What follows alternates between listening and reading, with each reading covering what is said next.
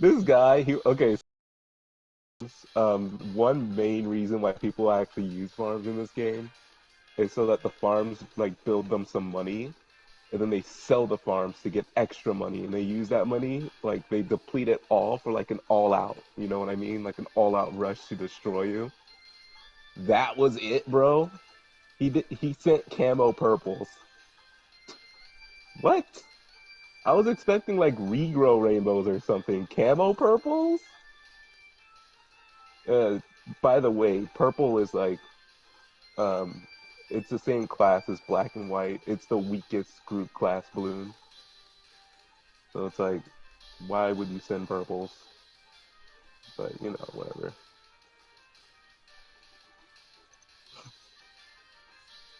I almost have my second buckshot up. I might actually. I'm not gonna use Druid too much this map because this map's really hard.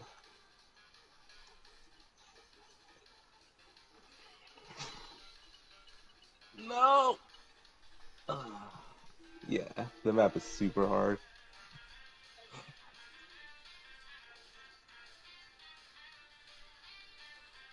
Damn, that guy has a ZOMG Superdome badge. You telling me that's all the ZOMG Superdome has? That's the skill level of the ZOMG Superdome. All right, let's Alright, go. it's time for side mouth technology. Not really, I gotta make the mouth itself first.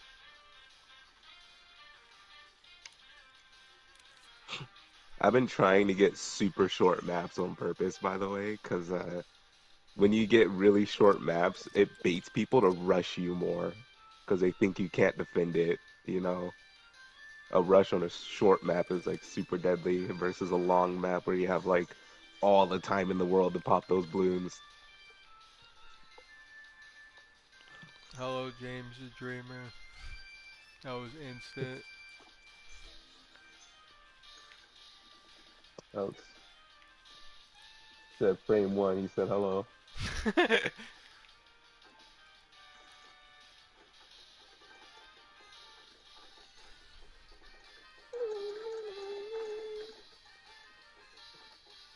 I might actually change up my eco strategy, by the way, since I'm running Druid.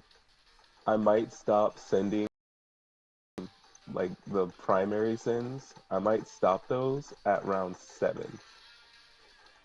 And I might actually boost the blues too, so I get more money from the blues since they take a while to pay off. They'll pay off by the time the round 7 hits, which would be really good. Like especially boosted. My opponent's gonna think I'm rushing them, but that's fine. Because if my opponent thinks, I'm rushing them, they're likely gonna rush me more in the future. So, and that's what I want. I want them to rush me. So I like counter it, make them feel hopeless.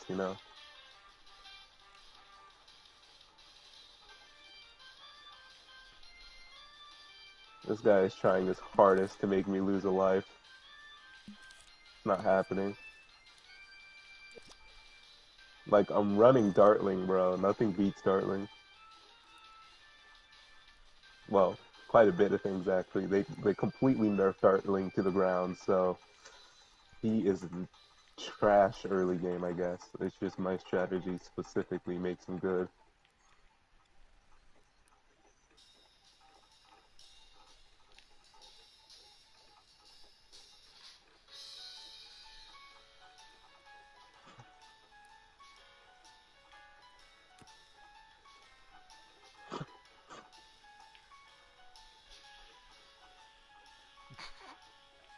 I don't want to give this man's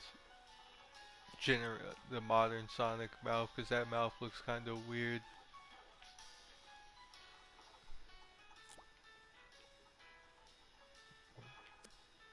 You looked at modern Sonic and you said, "Ew, that's nasty."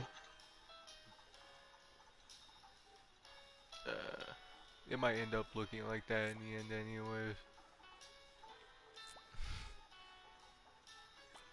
See, I knew balloon boosting blues was a good idea. Because now it's round 7, and I almost have 600 eco, which isn't super impressive for round 7, but it's impressive if you're going what's called low RBE, which means it pays back faster. You just get less eco.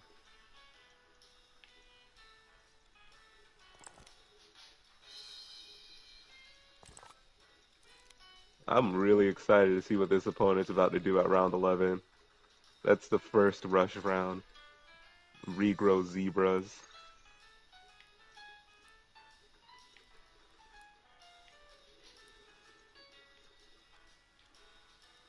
Well, a lot of people with modeling in this game don't know that the curve tool is a thing that does this. I don't think the devs make it like entirely obvious that that's what that does.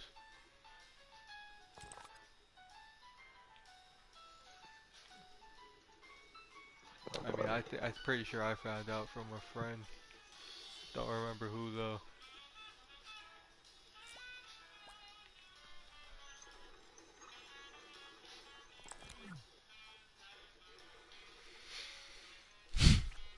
Uh, that mouth works.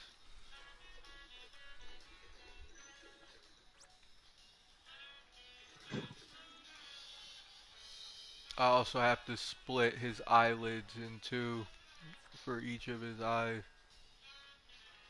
Well, for each half of his eye. His eyes gone hollowed. I don't understand.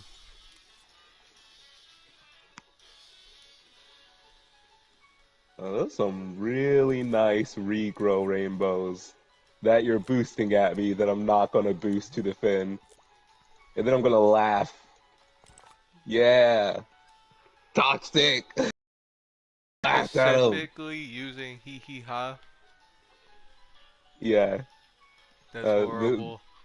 this game basically also has a hee hee hee ha. And it has a gur.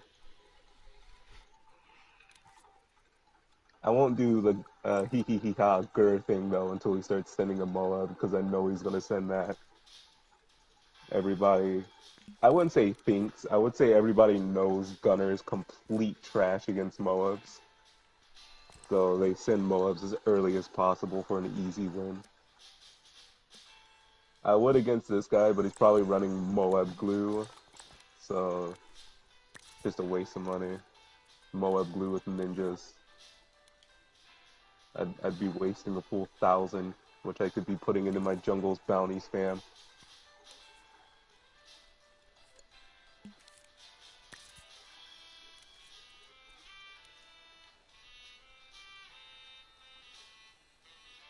Set the origin shape so that I can bend this later.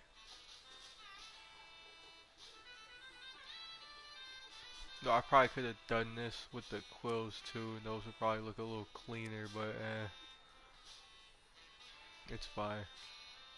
They look good enough. Oh, Hollowed actually, has no overclock. no overclock. No overclock. What You do you have to mean by work it hollows. that?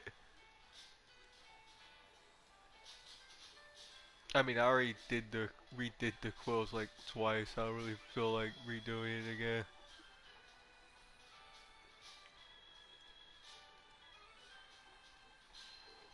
Come on, I know you want to rush me. I know you want to rush me with a reinforced BFB or something. Sorry, fortified. Not reinforced. What am I saying?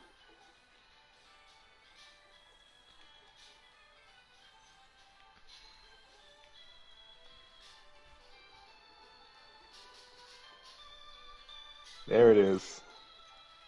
Alright. Actually, that might be a bad shape for the lower lip. I'll see later.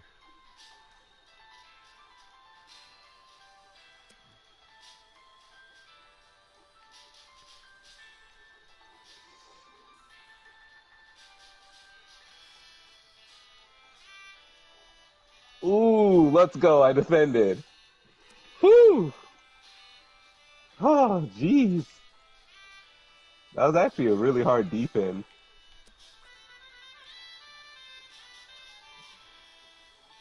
Okay. I'll get an ice monkey and then throw DDT at him because he has no DDT popping power. And I know he's gonna throw one at me if I don't throw one at him. So, you know, it's now or never kind of thing.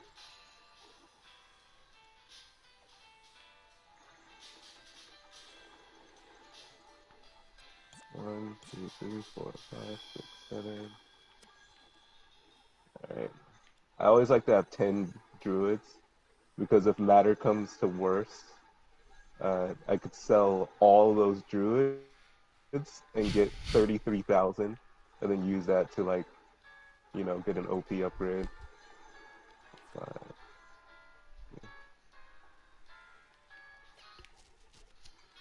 Plus, it's Um, not like if I sell them, I'm wasting money because by the time I am going to have to sell them, it's likely going to be something like round 26, and all of the druids have paid off by then. So it's just extra popping power, I guess.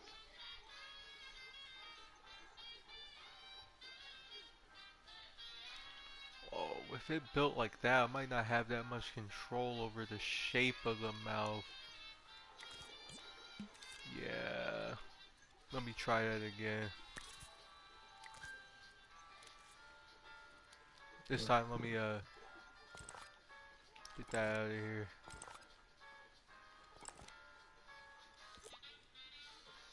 Here it is. Actually, no, keep that in here. I know what I'm gonna do with that.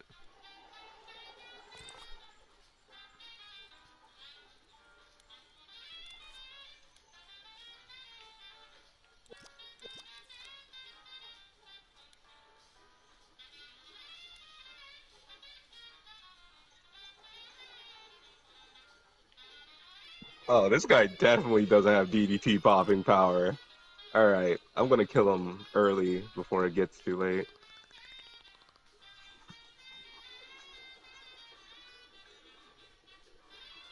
What? What? Was that a misclick? Why do you balloon boost? Weirdo. Yeah, that's what you get, rag ass. I hate that guy. He killed me many times while I was XP farming. F him. Okay? Not going late game with an XP farmer. That's like the Bloons version of a sin. Alright, if someone's XP farming, they're obviously not playing to win. They're just playing to get their favorite tower up so then they can win later games. And you're taking that away from them. When I see someone XP farm, I let them do their thing, you know? Because it's like they're going to lose anyways.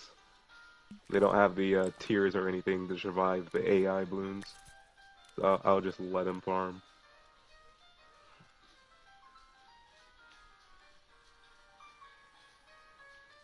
I should probably build the side mouth technology first and then come back to the actual mouth, and then when that's done, scope it in, but side mouth technology be easier with the setup I have now.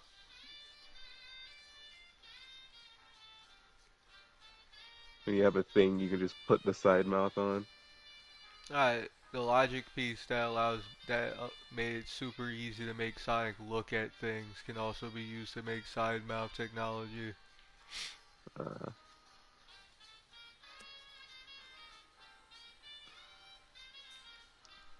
bro, what's it? My win-loss ratio is almost at a 1 now. Even though it actually used to be way higher Damn than it, 1. I did it It's just, again. what? I did it again. It's so annoying. Wrong paint stroke direction, I'm guessing. No, I forgot to split the upper lip in two so I could have more like Uh, motion with it. Like I have more control over the shape of it. it I got like so many losses. Um, my ratio went from like a 1 point something down to like a point 0.8 or point 0.7. And the reason was just because I was XP grinding. That's it. I was surprised actually. Like even though I was XP grinding, I still won more games than I should have. Like I was literally in the ceramic crucible, which is like that game's platinum rank, I guess. And platinum doesn't really sound good, but if you're playing trash towers with no upgrades, I don't know, bro. That's pretty good. It's really just because of how I eco. That's how I win. Um, like all the ranks below ceramic crucible can't handle the way I eco, so they just lose. It's weird. Like I'm just passively ecoing and they lose. A lot of the times when I notice them losing health, I actually stop ecoing just so I can make the game longer to get XP. Because again, I'm not trying to kill them. I'm just trying to get that, late game XP. I forgot I have to do the mouth in a very specific way so that the actual lip can stretch outward instead of just that flat motion you normally see it doing in the actual Sonic games. So it's strange. They could literally go as crazy as they want with that model, but they don't. I don't know, it's weird. They have the options for like blend shapes and they can use polygons and stuff, and they make zero changes, like zero good changes to Sonic's model. It's bad when the version of the model in Dreams is more animated, you know? Like Dreams is incredibly restricted. And I get you're a really talented creator, but that doesn't matter. It's not like Dreams has blend shapes or polygons. It's those two specific things that make models amazing.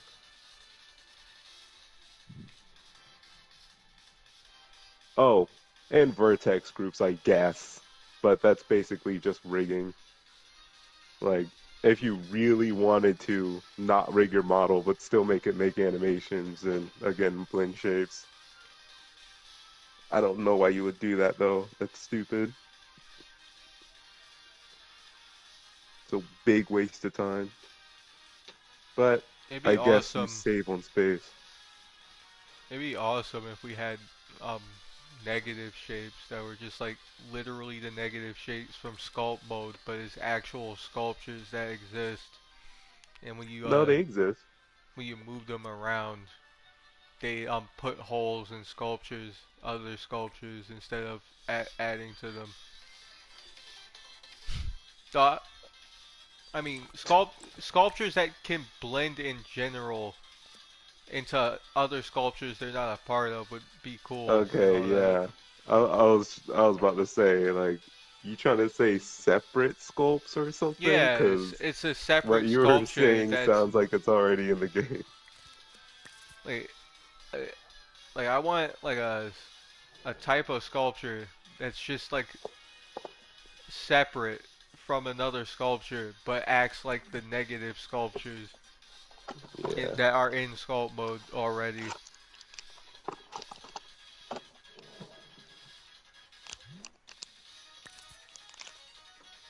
My strategy is so good, bro. Like, I really can't wait till I reach Hollow Masters. I have 13 days to do it, but I might do it by 2 days. Because I am super freaking close to Hall of Masters. And like I said a while ago, once you're in Hall of Masters, you can't get kicked from Hall of Masters. So like I shouldn't worry about losing once I'm in Hall of Masters. The moment you hit Hall of Masters, for the rest of the season, you're stuck in there. It only depends on placement after that Hall of Masters placement. What is this painting doing? Ranked stops becoming a thing right when you hit Hall of Masters. So if you lose, you don't lose any trophies, and if you win, you don't win any trophies. You just get wins and losses. But that doesn't mean you'll actually have a real rank. Hall of Masters is a real rank. You got to get through every other rank to get there, and once you get there, you get a little badge if the season ends in there. A little badge with a temple on it. That's that Hall of Masters temple. Man, Man. I'll redo What? that part of the lip. I can never tell how paintings work sometimes.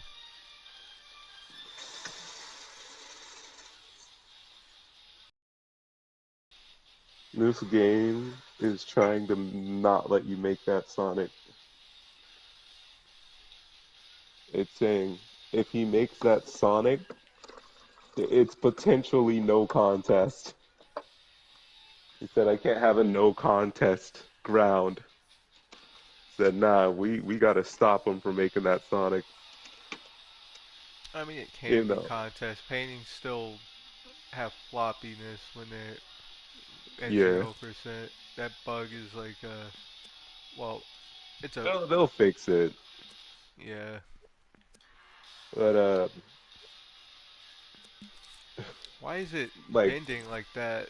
Bro, my thing about that Sonic, if you release that, you might raise the bar, which will help with other people's Sonics. That's the important thing is raising the bar. Bar raisers are like dope fish. Dope fish is logic. That's a bar raiser. He makes the stuff he makes, other people see what he makes and they get inspired to make like similar or better things. Well, try to make better things. alright, now I need two I would say more. I'm a bar raiser, but I'm not popular enough, so Understandable. but I try to make a lot of bar raising stuff.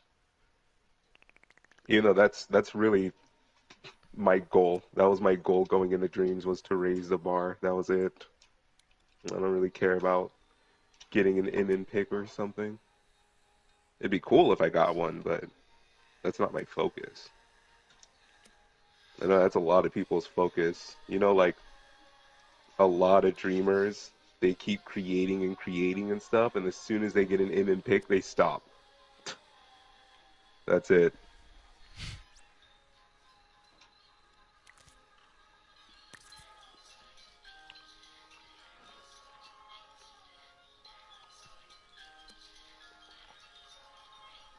And people do that on Little Big Planet too, with the team picks. Remember Trixel? Like, Trixel? Mm-hmm. I think they stopped What? because of the drama and that, and because they had their own project to work on, like outside of LittleBigPlanet. Oh yeah. I forgot Trixel or Creative had an IRL thing. Like they're doing their own thing. Okay, I guess Trixel was a bad example, but who's that guy or that group of people who made that really bad 3D adventure that used Ariana's engine? Bro, I've seen so many levels with that. Well, It's if like an or sorry, a team pick 3D adventure map that uses Ariana's engine, and it's like very story mode like.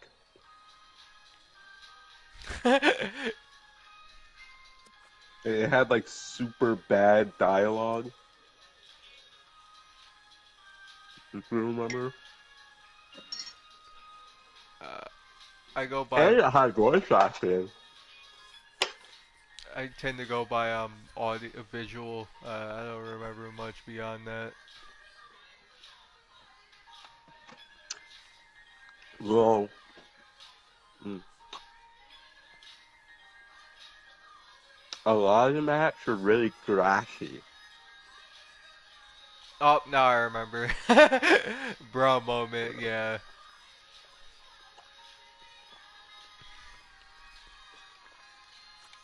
The Okay, moment, welcome back, James, the the dreamer.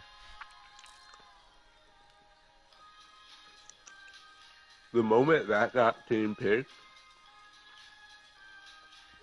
those creators stopped working on projects on that earth.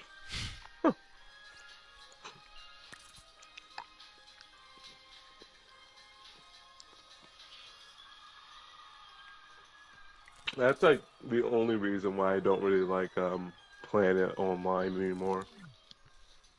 After whatever team pick team they had for 3 came onto the game, it's like all the team picks have just been like very, below the bar, like average,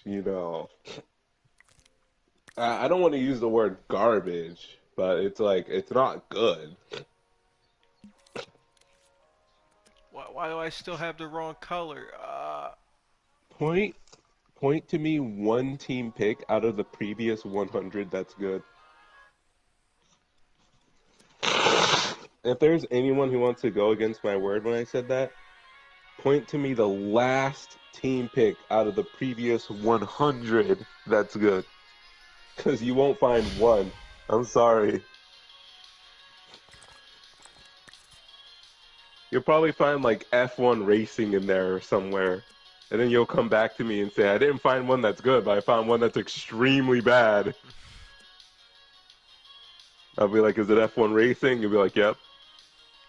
Yep. Yeah, I think they patched F1 racing, so it's tolerable F now. F1 racing, bro. I It's don't care. How to tolerable, get but team like, picked. How to get team picked at its state, bro. I know how it got team picked. Because it had a lot of Twitter pings on it. That's why I got team picked. the state it was in, Like, no way that got team picked, bro. I don't even think the developers play tested it. They were probably on Twitter, saw this guy advertising F1 racing, and said, huh, that looks kind of decent. And they went to his Earth and team picked it. Like, no way they played it, bro. If they played it, they would have definitely not team picked it. Unplayable on 2 to 4 players, like, so you can't play multiplayer. It literally doesn't work. And on single player, there's like a billion bugs with the cart not responding to collisions and not even driving correctly. Like, I get hard controls are hard controls, but there's kind of a fine line between turning right actually works consistently and turning right works, but sometimes it just decides not to and doesn't want to turn at all. That's not controller drift either. All right. Plus, controller drift is, usually consistent. It's like just a solid drift one way. So, all right, that was my little F1 racing rant. Well, actually, no, I wouldn't say F1 racing is the worst team pick. Well, no, it still is. It's just tied with another one. You remember Little Girl, that team pick, where you play as this like sticker panel girl, and you just like run from the left to the right, and that's it, essentially. You remember that? yes, I know. Yeah. Who would forget that masterpiece? And it had I mean, I get no, there was a charm to it. I see what they were trying to do. there was no logic, basically, also. Like, the little girl literally just masked over your Sackboy. That's how it worked. You literally had Sackboy physics. Oh, and don't get me started on the climbing, because they have areas where you have to climb and stuff, but when you climb, the girl doesn't even look like she's climbing. She's just walking, walking in air. Like what?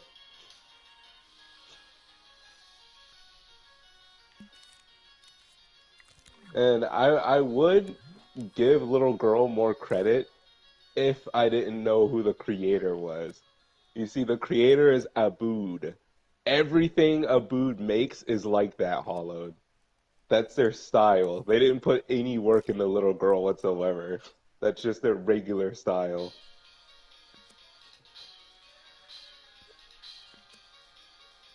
That's like if Disarmed made a really lazy tree and it got MM picked because it quote unquote looks good.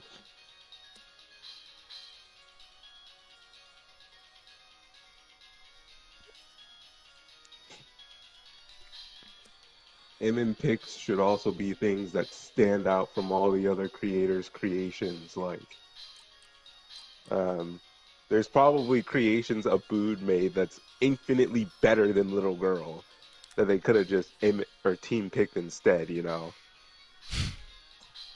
Kind of giving a better example of what Abood does.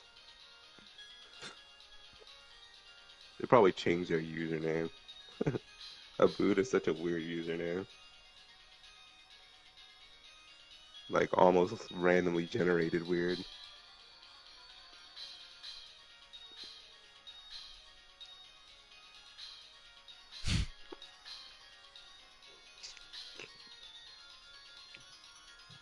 Man, I miss the MM picks of Planet 2, bro. Like, how are Planet 2's MM picks better than Planet 3? And I'm not one of those people that believe older things are better than newer things. Like, nah, Planet 2 sucks way more than Planet 3. you know? But the bar is so much lower on Planet 3 for some reason. It's weird.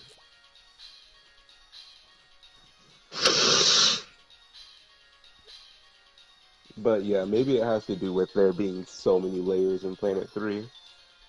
And creators try to use all of the layers, so their creations end up looking a lot worse.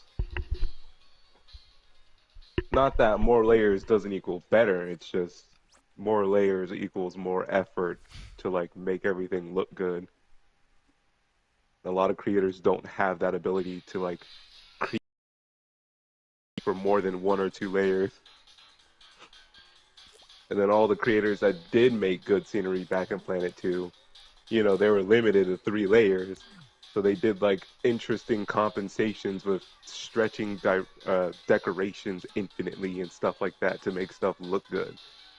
Versus like nowadays where those same creators just instead use the 16 layers, but they don't do it well because, you know, they're just putting less thought into it. They're like, well, I have 16 layers. I can just put grass everywhere now. Like little grass decorations. I don't have to take one grass decoration and try to do these like stretch compensations and stuff to make it look good. But that's what made it look good though. Like now with the 16 layers and people not trying that hard to do stuff like that, they put the grass down on the floor, I guess, those little grass decorations. And it really looks copy paste, you know what I mean? Like it looks like a cobblestone wall on Minecraft but green. Like very repetitive texturing.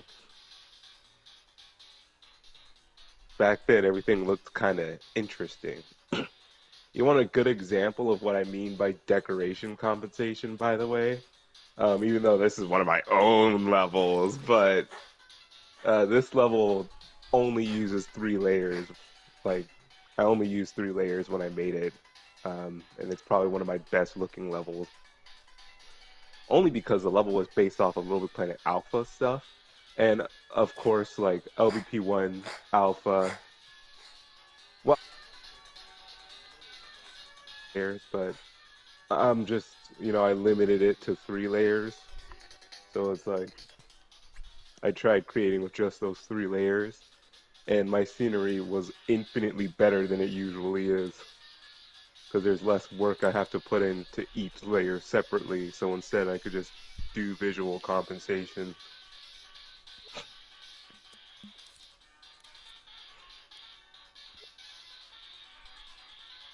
People need to learn.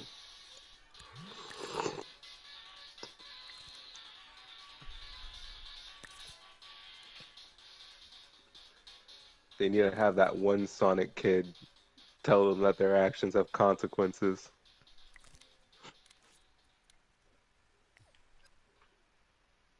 You know that's not true. There's been like no consequences in the Little Big Planet community, so they be them, I guess.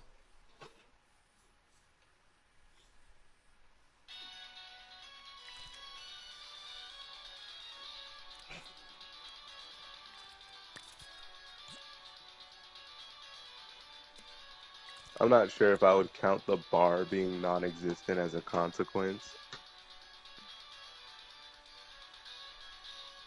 Like, Looks bad up close, but it works.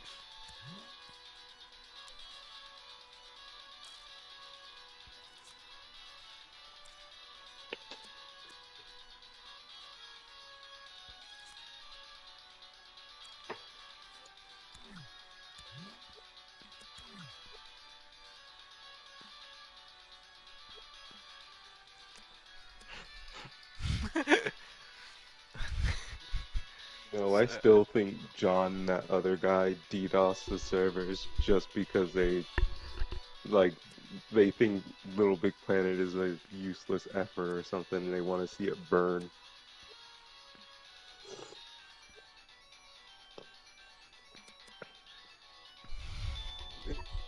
And I mean, in the end, everything's ultimately useless, but the point of life is to let things go. Like with Planet, yeah, the servers might be completely gone and everything everyone did will just not exist anymore in like the next decade or something. But like, let them have their toys. Plus, games like Little Big Planet are like, I want to call rough draft creators. Like, it's good for drafting ideas and stuff that you can work on with, other programs and whatnot. I would have to think Little Big Planet because uh, 3D models, like my actual 3D models, like Yarel, probably wouldn't have existed without Planet because the initial character idea, like I had ages ago, not for Yarel specifically, it was just this random character when I was a kid. Um, that was specifically made on Planet. Like very specifically came from Little Big Planet and nowhere else. Because I decided to take a jab at the character creator in the game. Realize it's pretty freaking good. It took me a few years to realize that it's pretty freaking good. Like I knew it was good because I could make anything I wanted pretty much, but it was only until I looked at like every other character creator and realized how actually powerful Planets is.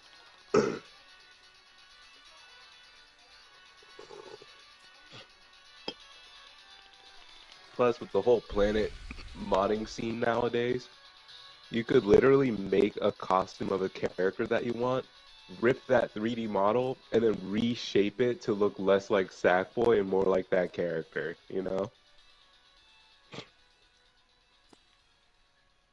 People should practice that, I'm just saying.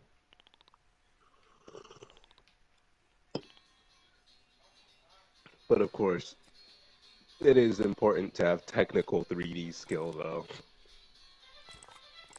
Well, reshaping that would kind of be a big usage of technical 3D skill anyways, so yeah. You likely have that technical 3D skill if you're doing that. You know, it's less effort, but if it gets the job done, then it works. That's my mindset. Stuff like art, like I talk a lot about low effort, high effort, and all that. But when I say low effort, I really just mean like it looks bad. Um, Actual low effort, I don't really care about. Like, that's my gripe with people. They're like, ah, this looks really good, but you spent no time in making it. You you spent no effort, you know. Not like these huge drawings that Grandmaster Paintbrush makes. Like, look, if this stuff looks better than Grandmaster Paintbrush's art, I'm sorry, it just is better. I don't care about the effort or the love or the mood that goes in the art. It's all about the final product. If it's better, it's better. F off.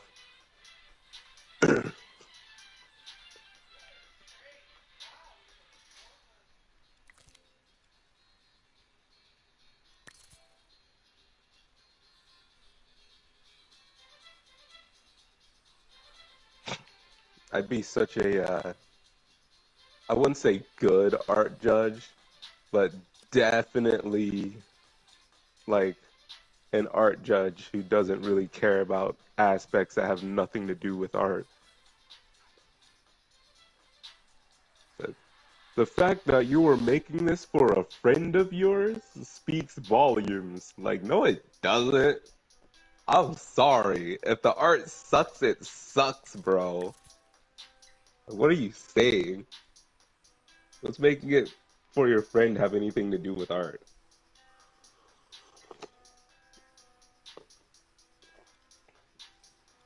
The only time I'm kind to an artist is if it's like they're just getting in the art or they're practicing with a new style or something like that. Because, I mean, I'm still constructively critical, but I'm nice because it helps them develop more. If they start with an art style that they're not familiar with and you like heavily deconstructively criticize them and you're like meaner than you need to be, that's going to severely like not only dishearten but discourage them from actually pursuing that art style or whatever that they want to. So I encourage them. I just don't lie to their face.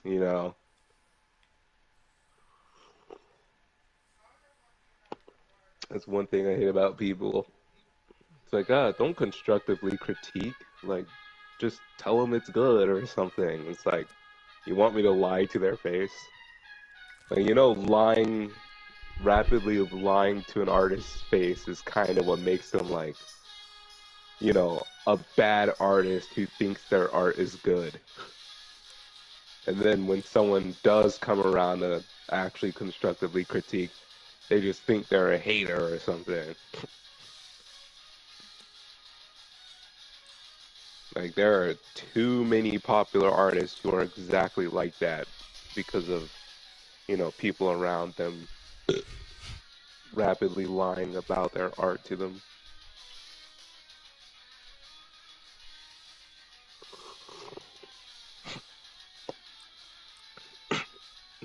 But when they get to that stage where they think you're just a hater, that's when you start to actually get mean. And I'm not talking about aggressive mean. I'm talking about they show you their art and the first thing you do is laugh at it. You know? Don't say like, this is good, but or something like that. When they're at that delusional level, the first thing you do is laugh at it and give them a reality check. And then you critique their art. Because you laughing at it aggressively is going to make them go silent. That's what you want, for them to go silent.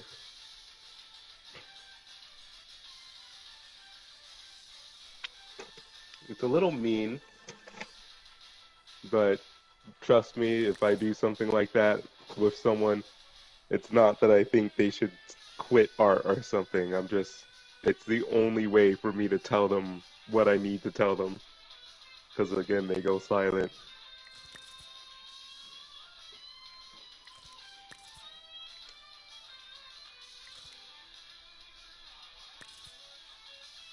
And another thing, it's also kind of important to be a good artist as an art, like critique or what, critic. Because, okay, first off, you don't need to be good at something to critique it. Like, you can critique a movie. You don't have to be like a AAA movie maker to critique a movie. Especially if you've seen other movies and you know what's good and what's bad, like when it comes to tropes in movies and stuff like that. You know, you don't have to be particularly great, but art is one of those things where people, like, if you criticize someone's art, people will come up to you and ask you if you can do better or something. And you can just ignore those people pretty easily. But a lot of the times, those people are literally the people you're critiquing, and they won't listen to your critiques until you show them an example or something. So it's like I don't care too much about my art skill, but I do practice in improving in art. So when I do critique someone's art piece and they want to like, shrug me off as like some a bot, I show them something of mine that's definitely better than theirs, just to give them an example of like, what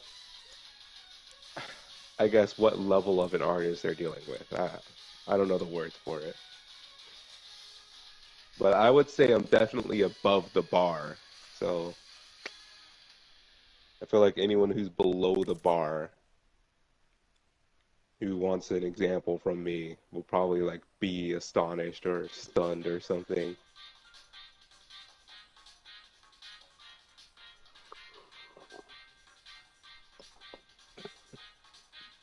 Because I've been doing things a lot of people can't do, and I've been doing pretty good at them, like making VR chat avatars from scratch.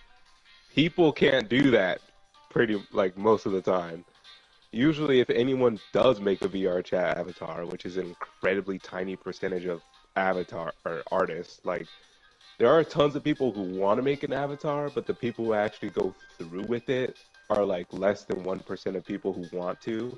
And those, out of those less than 1%, 99 plus percent of them use like avatar creation softwares and stuff, they can't actually make them from scratch, which is why about 99% of avatars look literally the same. They're either pellet swaps of some existing avatar, or there's some like random, MMD anime looking character that they use something like Koikatsu or whatever to make.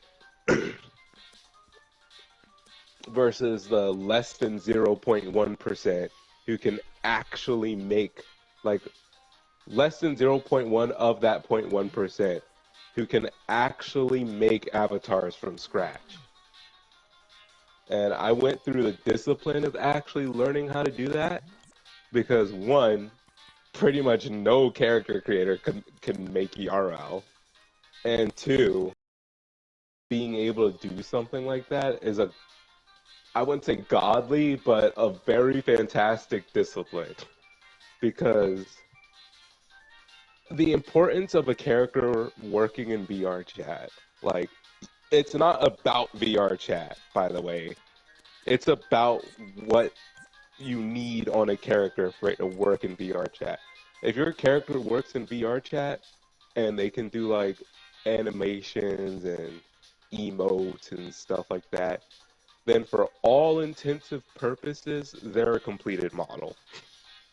Um, you see, VR chat, not only, of course, do you need like a full rig and stuff like that, which is easy to do, but if you want to do like lip syncing, you're going to need tons of Vismes, which are like these little lip sync blend shapes. And then for proper facial animations, you're going to need tons of blend shapes. And to even set up those blend shapes in Vismes, you're going to need vertex groups, which you have to create by hand.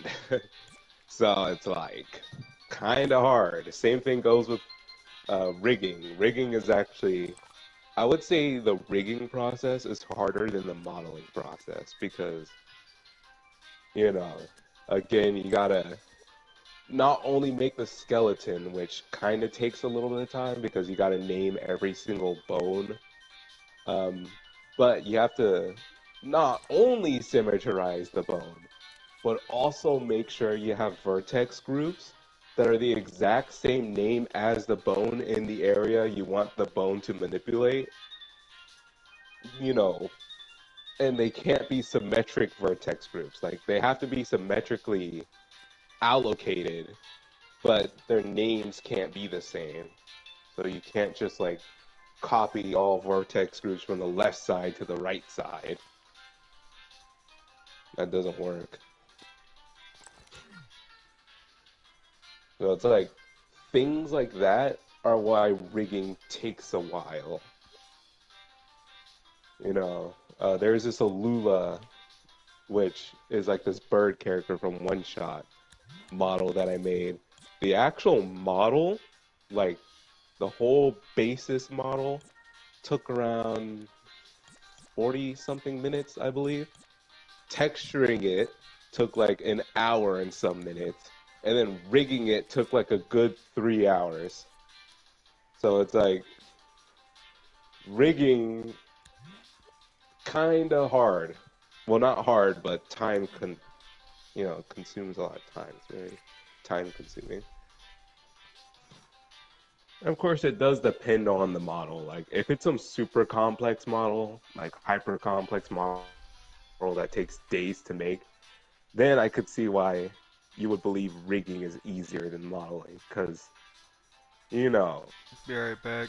most complex model in the world, all right, and you took days to make it versus the rig, which only took a few hours.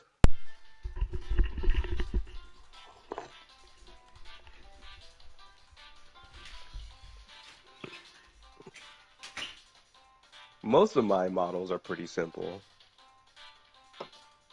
even though some of them can still take up to days to make, only because, I like to actually optimize my stuff.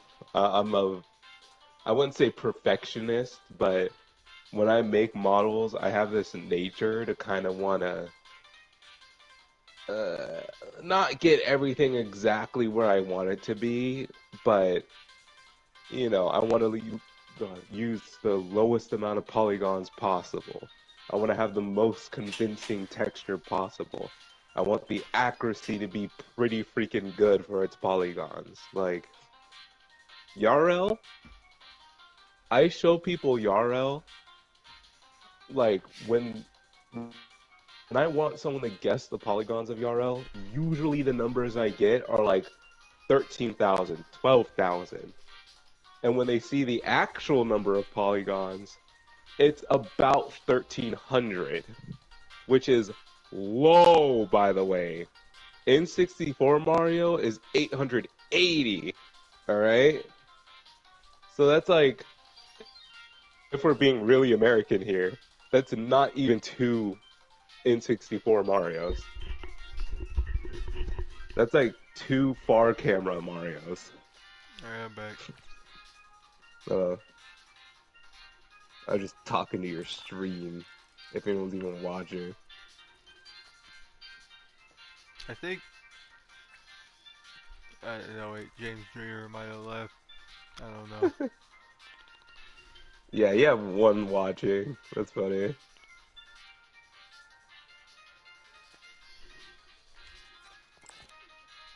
I'm not sure if it counts me as watching my own stream or not. Oh yeah, that one viewer is probably you. Man, that's so depression collection. Imagine a channel where the only viewer is the person, like the creator of the channel.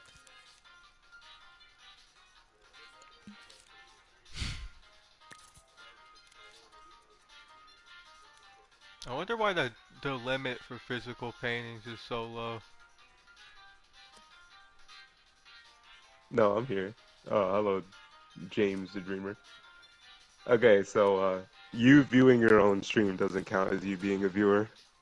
That's pretty good, actually. Just before he commented, the viewer count went up to 2. Or maybe if someone's watching your stream in the background or something, it probably considers them as not watching the stream. Yeah, just to Yeah, save that would make illusion. sense. Actually, I had something like that when I was streaming Planet and Jimmy J was watching, and he tuned into a really bad stream, by the way. I was making depression collection stuff, so Unfortunate. his ears, yeah, his ears got assaulted by the King Yo music.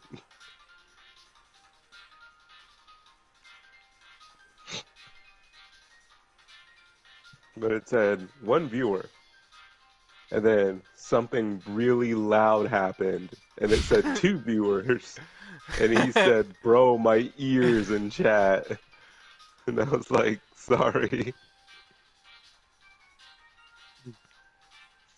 Little Big Planet's a really loud game. I don't know what to say. Well, it's loud if you choose for it to be loud. Usually, even loud community levels aren't loud. Planet's pretty normal volume, actually.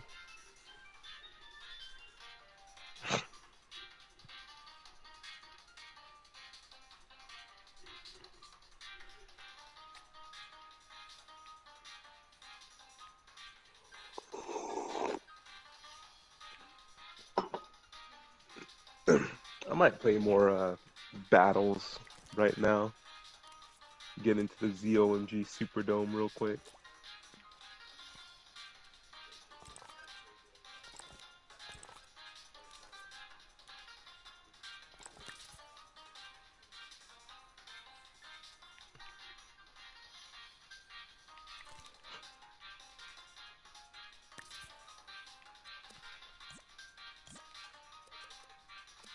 Nah, I don't like that map. Let's go! I got Glade! And he didn't skip. Yes! Best map in the game, bro. Everyone hates Glade. I love it. And I don't like it because everyone hates it, by the way. I love it because it's extremely short. That's why everyone hates it, is because it's extremely short.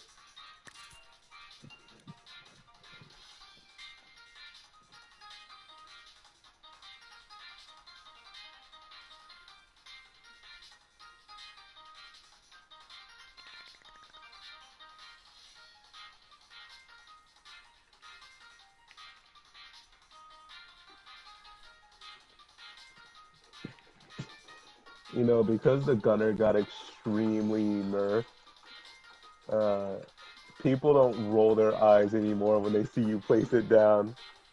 Because there used to be this thing back when gunner was like really, really OP. People used to discourage players from playing the gunner by doing the eye roll emote right when they see him place it down. And it worked. I stopped seeing gunners.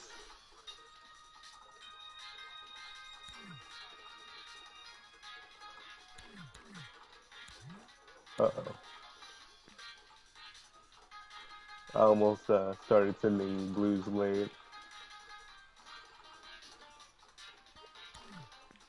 Oh yeah, I wasn't supposed to scope that in there. That's the wrong color, isn't it? It is, isn't it? Oh my goodness. Oh, this is horrible. No way. He's running mortar and boat. I would say he's Ah! XP grinding, but he's in BFB Coliseum, so I don't think he is. Advanced uh, XP grinder. Advanced XP grinder. I'm a boost blues at him.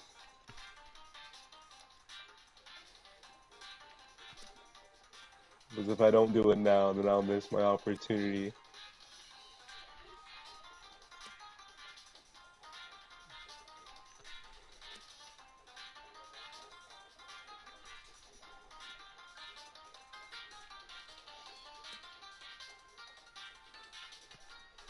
It's sad.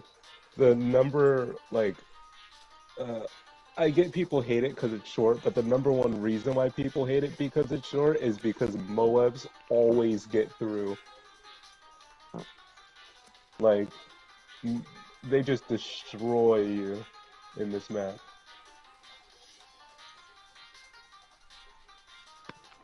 You saying balloons are balanced based on the map? What? You say so? What you're saying is that the balloons are balanced based on the map? Oh, they are. The emphasis is to play differently, if you know what I mean. Like, if you're using the same exact team, it's not going to work in every map. So in some maps, you got to use a different team. Like, you can pop a Moab in Glade. The biggest reason people don't, though, is because they use, like, towers that they use in every map. And most maps are extremely long.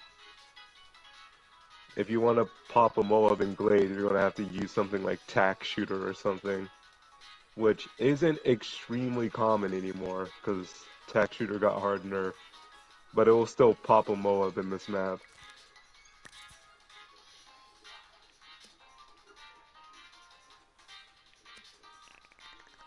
However, I don't think anything could pop a bad in this map. This map is drastically short. A bad balloon being popped? Yeah, that's...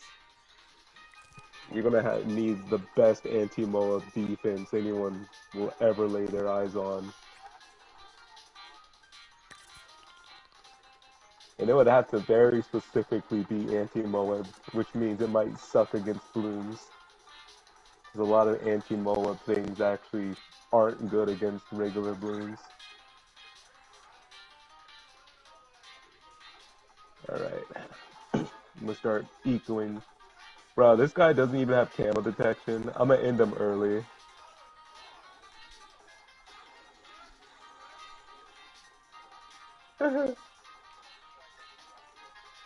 Alright then, regrow ceramics. Yeah. Ah, okay, good. He blocked it.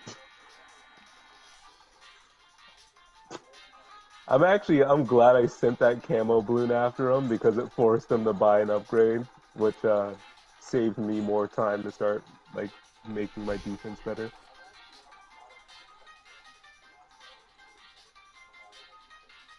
I didn't make his lower lip go out far enough, did I?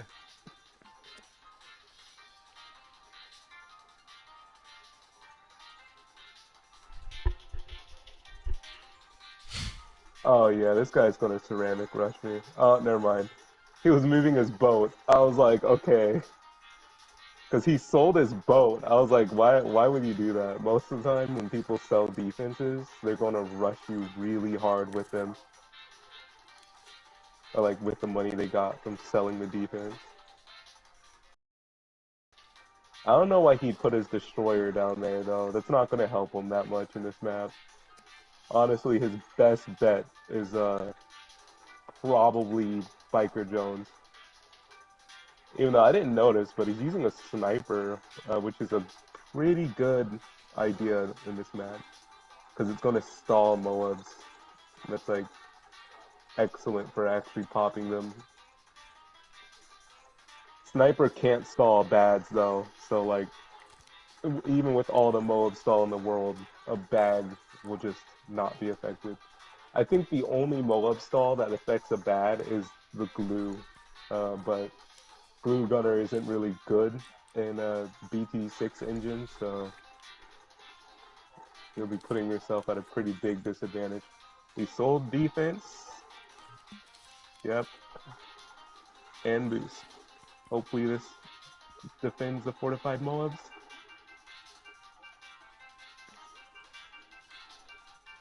Ooh. Why did he sell his sniper? That was actually a really bad sell. Hmm.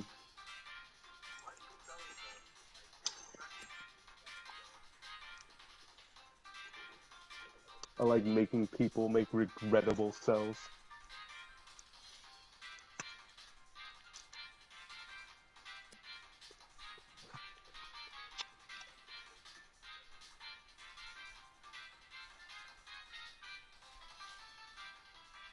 Yeah, Glade again.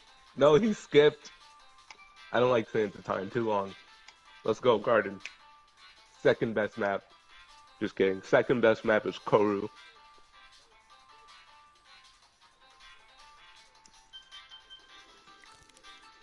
Best maps in order: Glade number one, Koru number two, and Garden number three. Top three maps.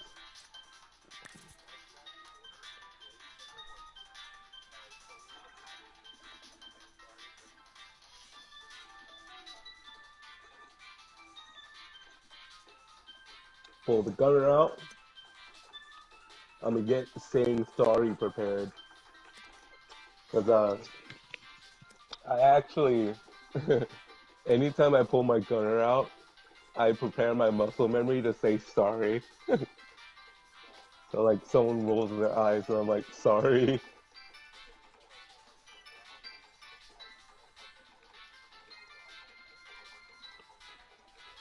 Like I'm just trying to get the Hall of Masters, man. Can you blame me? It's like the only way to get there. Well, get there in a reasonable amount of time. And by reasonable amount of time, I mean before the season ends. So this strategy is winning me pretty much every single game.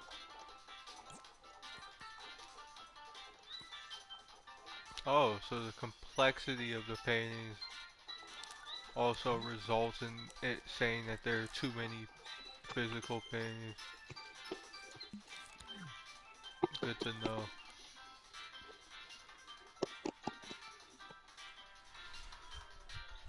I'm gonna have to get real creative with my painting usage. You know, one good way to counter the full effect that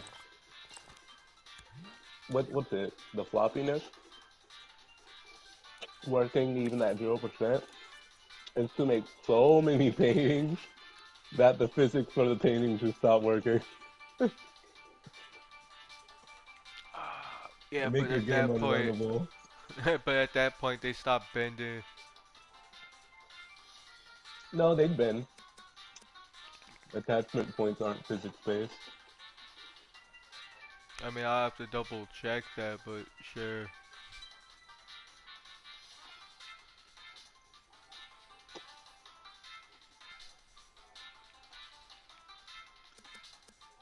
Actually, I shouldn't go that far out with that part of the mouth.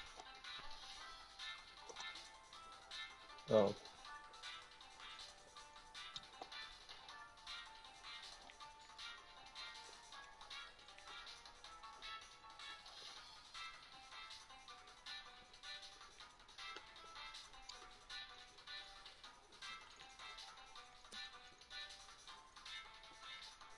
I don't know if I should change my eco strat.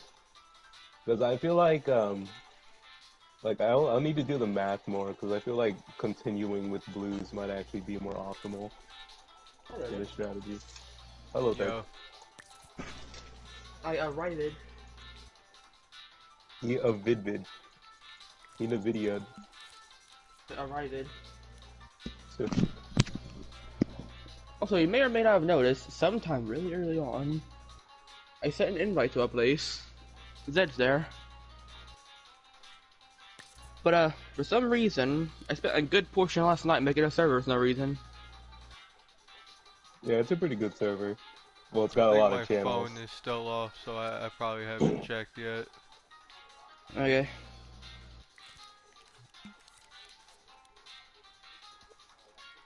Ooh, I don't know why'd you why, but so? I tried to add life to the server by creating like different areas. Kind of like an environment. But kind of pointless otherwise.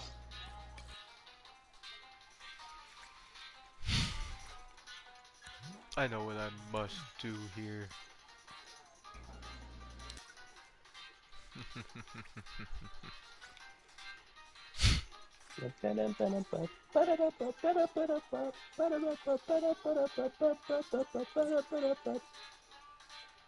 Ah, this music is so good.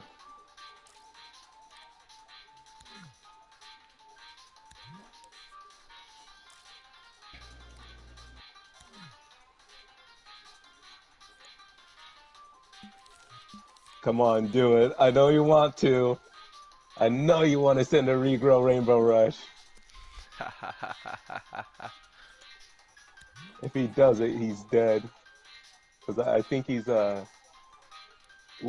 he's using Override. Okay, okay. I haven't seen that in a very long time. Okay, so he might not rush me. I think he's trying to go really late game, which is fine with me. I've been wanting to go really late game for a while. Alright.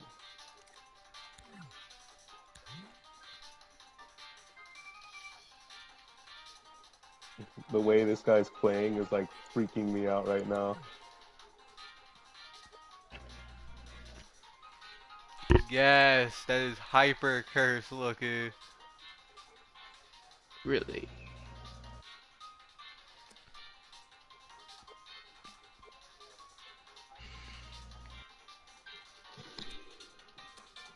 First, I I have to believe. be. Yeah, Go on.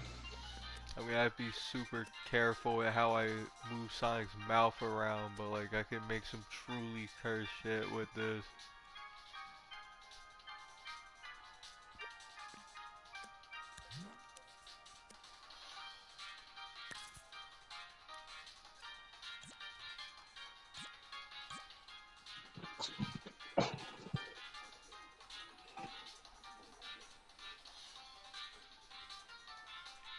Oh, this guy's weird. He's secretly rushing me, bro. That's funny. He's like ecoing and then he's sending like one little rush balloon in the middle of his eco.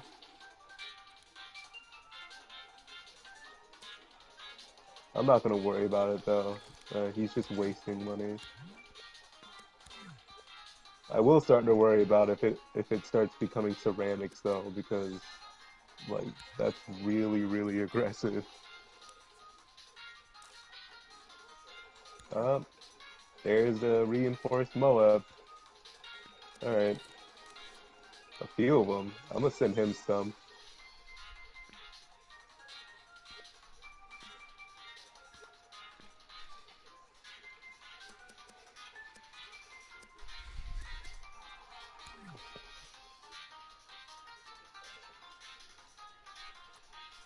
I'm gonna start laughing at him.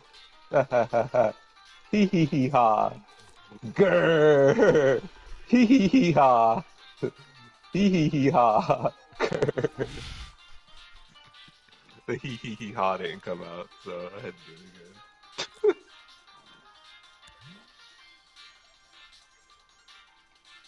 again. Bro, I wanted to go late with him. Why do people do this?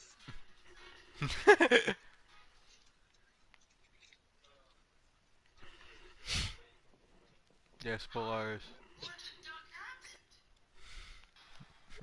The worst thing about spamming reinforced Moab, like I know it sounds like this, but like I don't think I'm some super god who has the like the decision to save my opponent lives or not. It's just if someone sends a million fortified Moabs, they don't make any eco and they waste billions of money that they could have, put in their defenses. So then I counter by sending my own Moab. I just send them one. Because they overkill hard. They send me like four, bro. That's like $8,000, which is quite a lot in early game. And I send one. Yo, is that the Jakey the Hedgehog?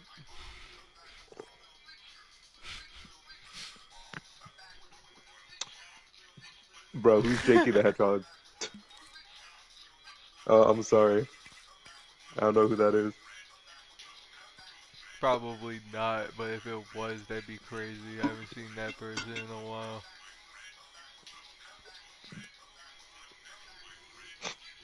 Oh, it is Jakey. It is the Jakey. Say it'd be kind of a weird coincidence. I mean, I know your name, the Hedgehog, is a really popular thing for people to do, but Jakey the Hedgehog specifically following you. It doesn't even say Jakey the Hedgehog in chat. No, like On Yeah, I know he's PlayStation, Jakey. yeah. But it said Jakey in his name, and I was like, that was my immediate assumption. Ew, docs? Nope. Why is docs allowed in a BFB Coliseum? That's gross. If you don't know, docs is the longest map in the game. Like, it's unbelievably long. It takes a red balloon a whole ass minute to get from one side to the other. That's how long it is.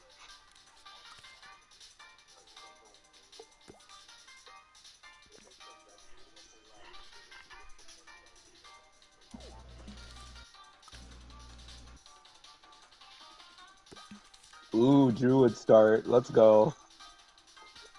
This guy's gonna roll his eyes at me. Gunner!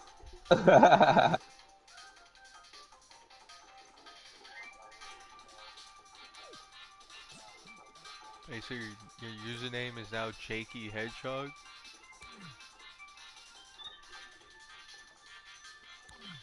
You streaming or something? Please tell me this guy has... Yeah. Uh,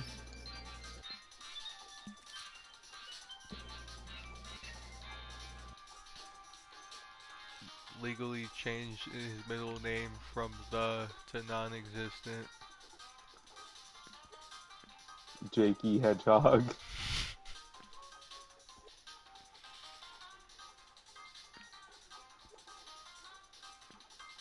Let me just have this anchor point over here. Yeah. For someone who's a space eater, he's not a good one. Yeah, there's the yellows. That took long enough.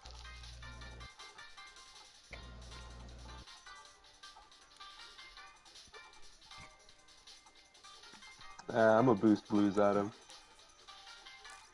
I need that eco.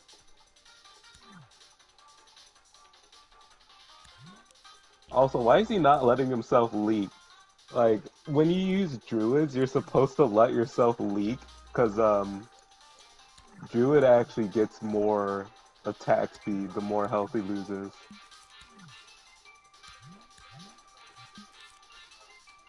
Like, the way you're supposed to play druid is to let yourself leak as much as possible without dying. And then, you know, No, late game Jakey, if rush I your forgot opponent. about you, I wouldn't have instantly recognized you.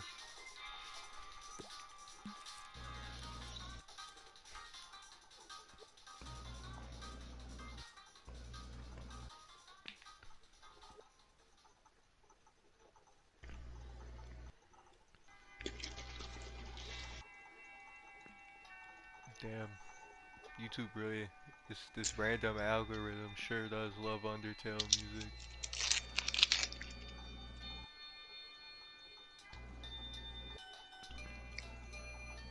Hollowed is an algorithm grinder.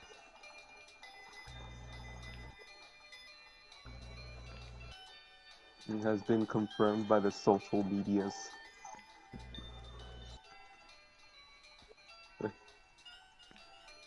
Hee hee hee ha. I'm gonna put the Dart Monkey mastery emote up because he's using his mastery emotes. I'm gonna show him what's up, you know? I might have to very depressingly elevate Sonic's mouth slightly off of his face. Actually, I could do a very convincing 2D like adventure style mouth. Uh, without much trouble actually. But I'm gonna try it like this first, see how that goes. Not looking too hot so far. I'm gonna have to make it so that the fucking grin on his face hides when it's in the center of his face.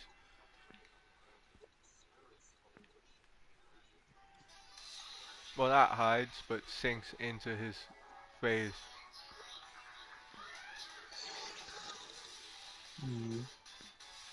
If I say hide, that'd be confused with the actual hide function.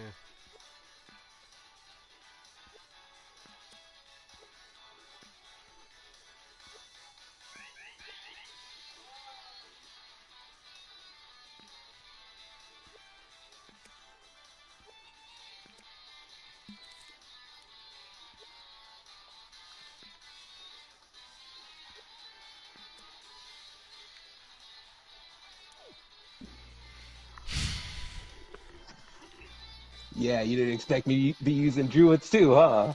Thought you were so cool using druid. Show him what's up. Show him my druid, you know? Also, why has he only got 3 druids? How is he supposed to pop a Moab with 3 druids? Weirdo. He needs to put more druids on his side before round 17, or else he's dead. Because the mage is definitely not doing anything, especially if I run purples in the middle of the Moabs. I'm not gonna rush him though. I need to focus on my own defense.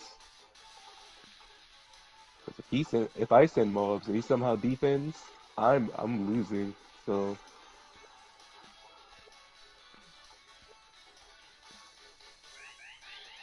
That might be too big. It won't be noticeable at first glance, but it will be eventually.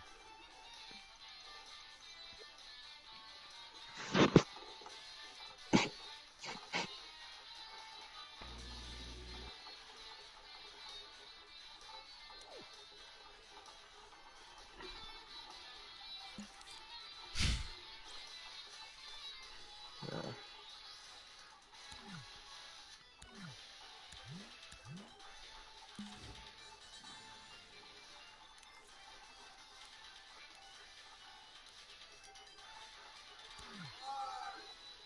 Give me that.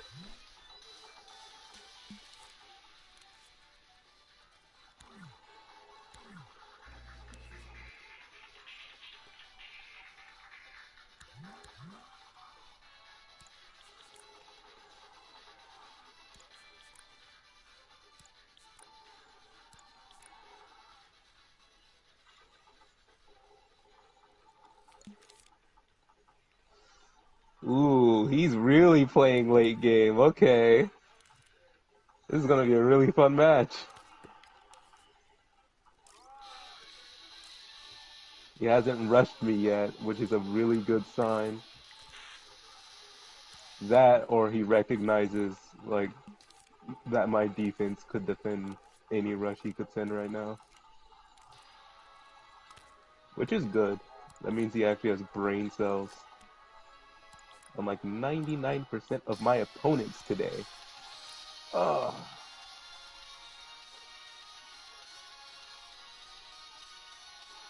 Come on, I need at least 10 of these jungles bounties. 1, 2, 3, 4, 5, 6.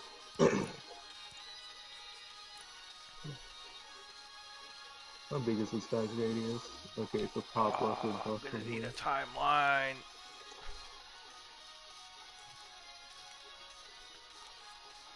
But timeline probably won't fix this, but you know. Ooh.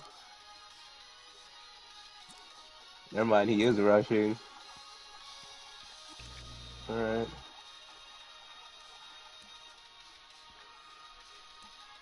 I know why he's rushing. I'm using Gunner, which is like super anti-Moab. And he's selling his defense just so he can send some more stuff at me.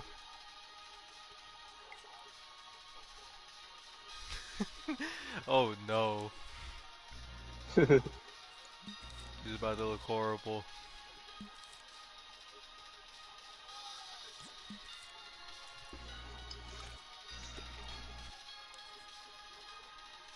Well, that was the easiest defend ever. And this guy just lost so much. I'm gonna do the crying emote. You just destroyed your own druids. Just so you could send a Moab. Oh man. How are you gonna survive the AI balloons? I'm not even gonna rush him.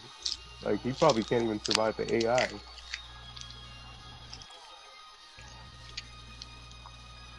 And now look, I got an icicle impale. Now what you gonna do?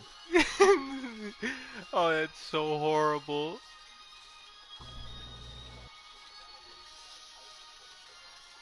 I don't think words can describe how bad that looks. 4, 5, 6, 7.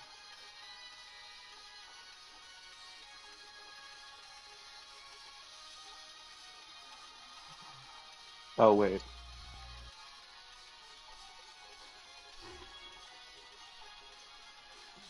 Okay, next Moab. That would be... I need to sell 5 druids to defend myself against the DDT rush. Alright. 1, 2, 3, 4, 5. Tier 3. Easy. Alright. I Look at think that I know what to DDT. do.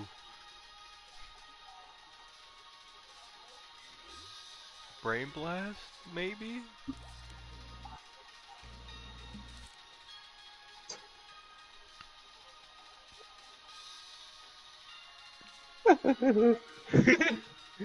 I like that guy. He laughed.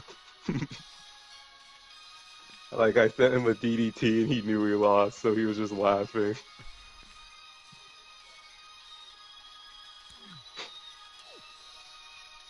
Damn. It's just only been dishearteners today. It's so weird. It usually doesn't happen, but I guess that's probably because I'm in a high rank right now, like a really, really high rank. I'm basically in Masters at the moment. And if I get the ZONG Coliseum, or Superdome, sorry, I'll be in Grand Masters. And then Hall of Masters is basically the like PR kind of rank, or like that godlike, really high rank I'm trying to get to. I can't. Very hard adventure. I'm winning pretty much all my games, but they've been really hard games. It's like the burnout is a lot. Because even though I treat every opponent like they're easy, if you watch me play, there's a lot of micro that I do. And I have to like sell stuff and replace things and put things at different spots just to defend. It's just I'm so used to doing it, I can do a lot of it very naturally. So like it looks really hard, but you do it enough, it gets easy.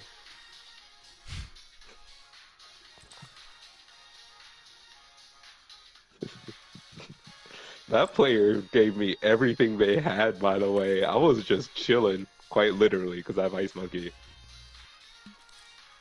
And he was like, I'm like, huh, this guy, he's ecoing with druids. He's going late. Everyone who ecos with druids goes late.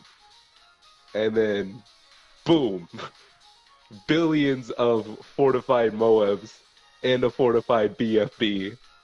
And I'm over here like, wow, that's just unfortunate. I defend the whole thing. And, you know, he still got a lot of money in the bag. You know, that wasn't a big rush for him. I can tell. You have that many druids, a fortified BFB and 2 fortified Moabs with, like, some backup balloons. Because he didn't just only send Moabs, he also sent regrow rainbows. So it's like, you know, he's got a lot of backup balloons with the rush. I know he's got, like, 10,000 still left in his, like, bank. So I'm like, he's probably going to send a ZOMG, so I'm just waiting for the ZOMG. He didn't send it for some reason. If he did, though, I would have instantly, like, pulled out Icicle Impale. He probably didn't send it because he saw me put the Ice Monkey down. I think that's what did it. He, like, Ice Monkey appeared. He was about to press the button. Ice Monkey drops down. He's like, no. Sending this will be a waste of time. And then round 26 happened. One thing I like to do on round 26 is like I like to keep my Ice Monkey 0-0-0, but I have the money to get Icicle Impale with him. The reason why I do this is so that it baits people to send a DDT, because there is no way a gunner is gonna pop a DDT. It is not gonna happen. No shot, bro. Even if you have like 10 gunners, you're not going to pop a single fortified DDT at round 26. It's just not going to happen. So he's like, well, all of his damage is gunners.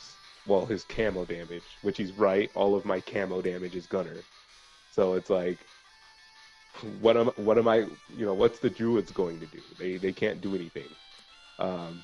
So he's like, all right, I'll send him a DDT. He sends the DDT, and I instantly 205 Ice Monkey.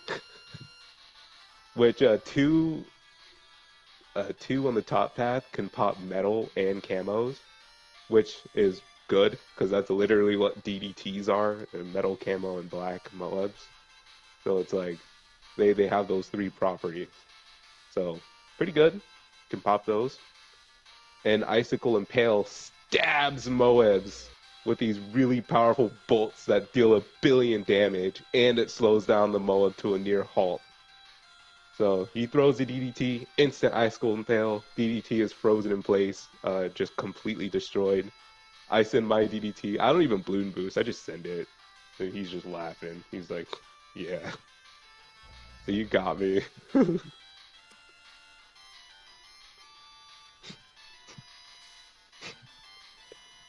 I think that's really just why I've been winning all my games. My whole team is rush me bait. It's just rush bait. It's just if my opponent decides to rush or not, ultimately chooses if he usually wins or loses. Rush, waste too much money, have no defenses. Don't rush, maybe you have a chance to win.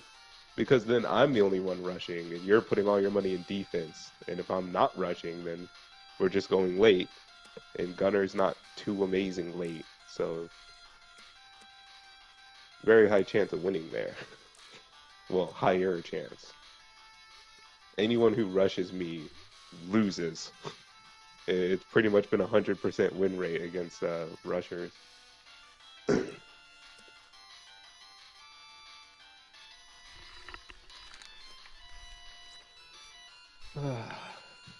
That's going to be one of my biggest gaming achievements, getting in all the Masters. The moment that happens, I'm sending, like, I'm posting it.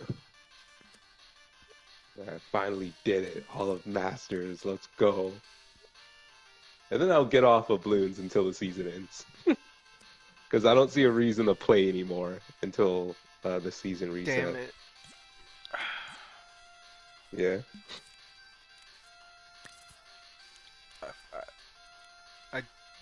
Oh my goodness, I'll do it again. Ow. Did you mess up the mouth again? Yes. That sucks. Well, not the mouth.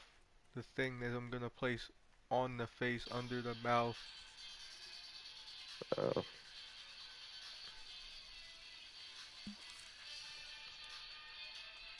I would opt for making it a sphere and just make the mouth weirdly floating off of it.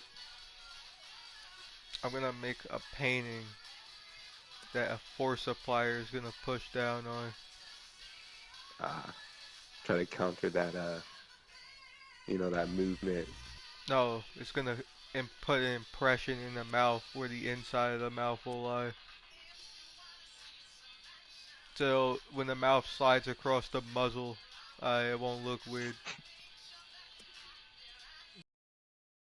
To counter that movement?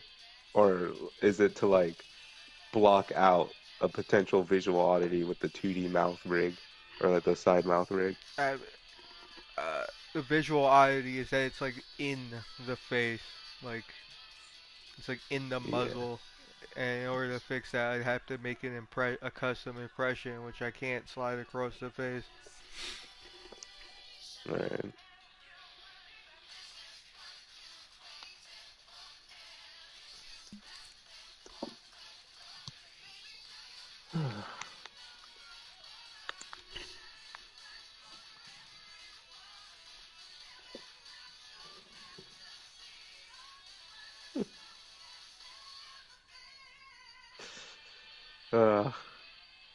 Just 6 more trophies, bro. That's all I need.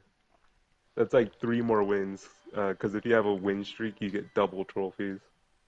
So if I can win 3 times in a row, I'll be in ZOMG Superdome. And then a little further, because one cool thing about balloons is if you get into a rank, but you get a certain amount of trophies while going into that rank, it doesn't do the kind of math you think it would do. Like if you have, well, let's say 59 trophies and you need 60 to get into Moab Pit. You get 2 from winning. You would expect to be in Moab Pit with 61 trophies? Nope. You get in a Moa pit with 62 trophies. Because when you get your final win, it places you in the next rank and then gives you the trophies from that win. So if I do win 3 times in a row, I won't have 75 or not 75. I won't have 85 trophies. I'll have 87 trophies, which would be pretty good. That means all I'll need is 13 wins, because I think the win streak thing stops working at ZLMG Superdome. So I'll need 13 wins to get to all the Masters. If it does continue working, though, then that's 7 wins. Awesome. ZOMG Superdome players, to my knowledge, aren't really that good. So, it's really just every good player is in Hall of Masters. So, guess I need to join them. But that's another reason why I'll stop playing right when I get the Hall of Masters, because I know every single game I have is going to be the most stressful game ever. They're going to last for 20 plus minutes.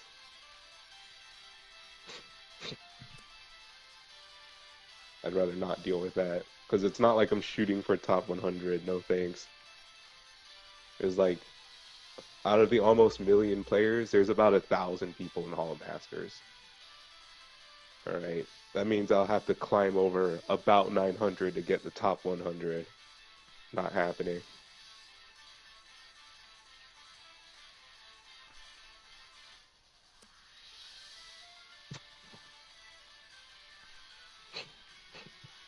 I'm super rich in that game, by the way. Like, I have $22,000 and nothing to spend it on. Or it's called monkey money. It's like the game's version of gems. 22,000 is a ton, because really expensive things cost about 2,000, or the most expensive thing. So when next season comes out, I'll just buy out the whole like collection that they have, because I can.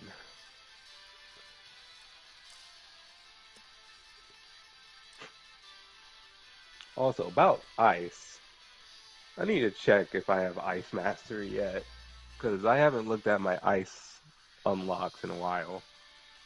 I think by now, yeah, I have ice mastery.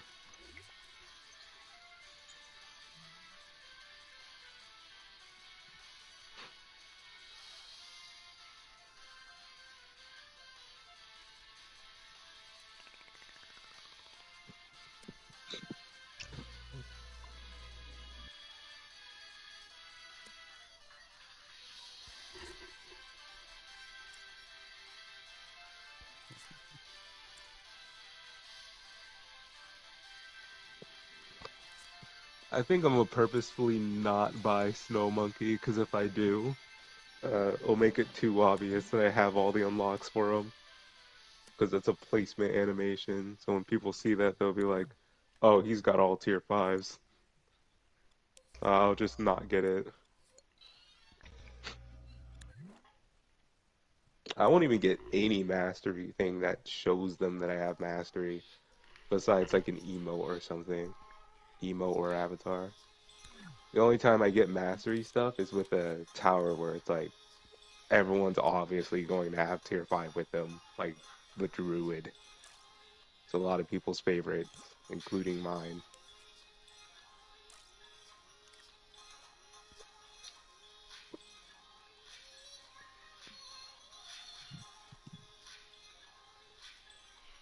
You know, one cool thing about Hall of Masters, though, is that a lot of people who are in Hall of Masters do very experimental strategies all the time, because they don't have a reason to care about winning or losing. So that might actually be fun. I could go into Hall of Masters with like a bomb shooter and Striker Jones or something. See how far that goes.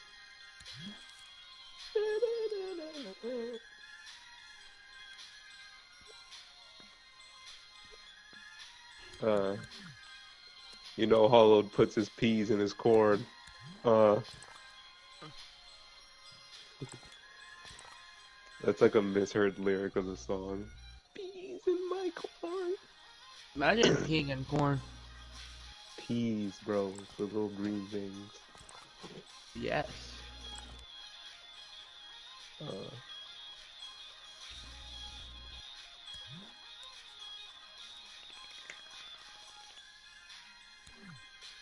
I'll be listening to the quote-unquote best music. It's not by King Yo, but it's pretty good.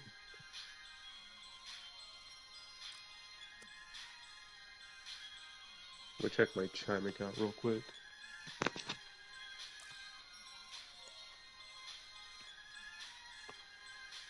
It's funny, I'm gonna need like $100 from my mom or something. And I'm not sure if that will be a possibility. Because if I get $100, that would kickstart my eBay shop. Because I could actually do shipping and stuff like that. Like, I can still ship, but, you know, I don't have the ability to ship whenever I want. If someone buys a controller of mine, I have like 7 days to ship it. Or like to send it to USPS. Damn, that almost worked. I'm gonna put more things up on my shop though, because I'm enjoying those little trickle payments that I'm getting from eBay. It's kind of nice. Might be a good way for me to make money. But I'll only put up stuff I actually have though. The way the trickle payments work is if someone buys like a similar item that you have listed, you get this like little weird trickle payment. I don't know what percentage is based on or something, but I made 9 cents because some random person bought a random PS4 controller from a random other seller. And it gave me 9 cents because I have a PS4 controller listed for sale.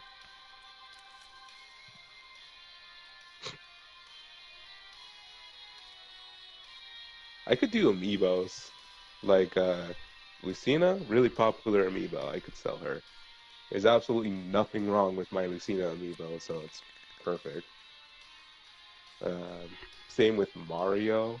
I might actually sell my Mario amiibo. And it's not default Mario giving a thumbs up. It's Smash Bros. Mario. So I'm not sure if that will actually be more or less valuable. I know I am not selling my Pichu amiibo though. No chance. Inkling amiibo though? Maybe. And I feel like I should like I don't think I should clear the data on these amiibos if I'm selling them.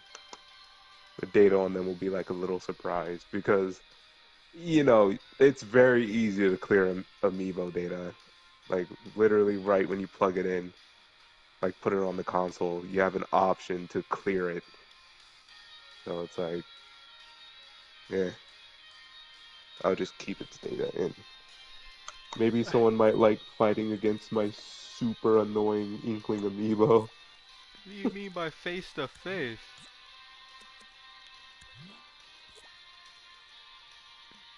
If that's even what that acronym actually means.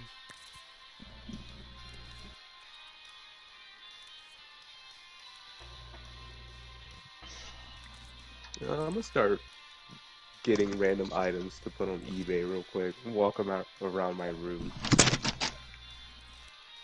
Okay, I got these two. On my microphone, my headset tried to become a skydiver again, but I grabbed it this time. Ah, Yeah, I'm gonna make sure both I stuff wish inside I his had mouth is Mario outside of his Kart 8 face. Deluxe. Uh,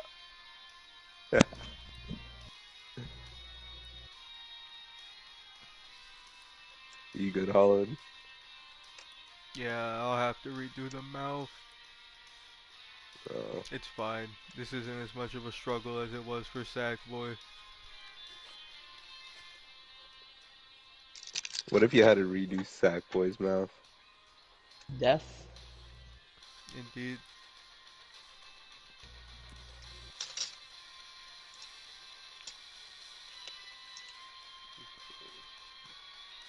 So Pokemon Shield, put that on eBay.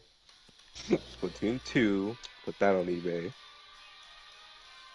see. I don't know. Yeah, you know what? Mario Odyssey, eBay. Them. So I just Um, I'll keep Smash, Mario Maker 2, and Animal Crossing.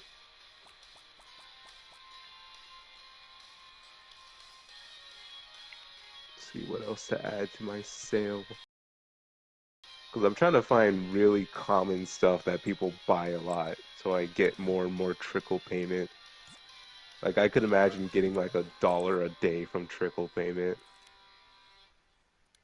That'd be someone, cool. someone joined, said FTF, and it bailed. I'm pretty sure. What does that even mean?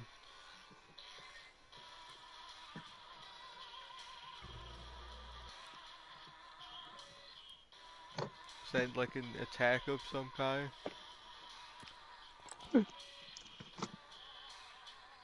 When someone uses irrelevant acronyms, just don't acknowledge it. A bit late now. I know.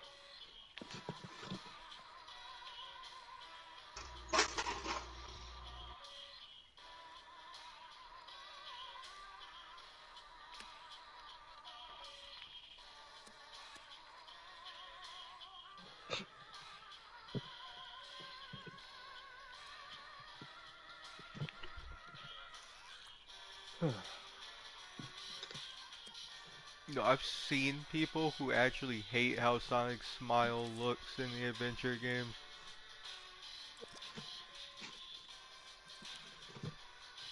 I mean, Sonic's mouth is kind of weird in the adventure game.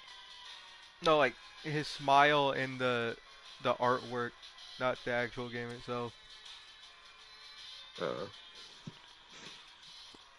Like, I understand not having it be the preferable one. I mean, his modern incarnation's mouth works well enough. Now, if they could make it so that it could be on any position on his face, that'd be nice. But Adventure Sonic's mouth isn't hate worthy. I don't know how you'd have strong emotions towards that particular mouth. That'd be like hating modern Sonic's mouth. I think it's just looking for another reason to dislike adventure.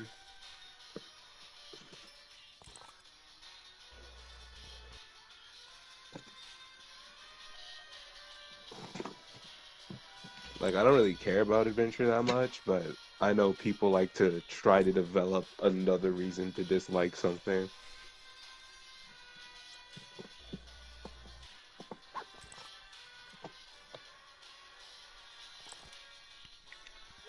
I mean, I actually have heard someone say they hate modern Sonic's mouth. Like, hate, not dislike. That's unfortunate, I guess. Indeed.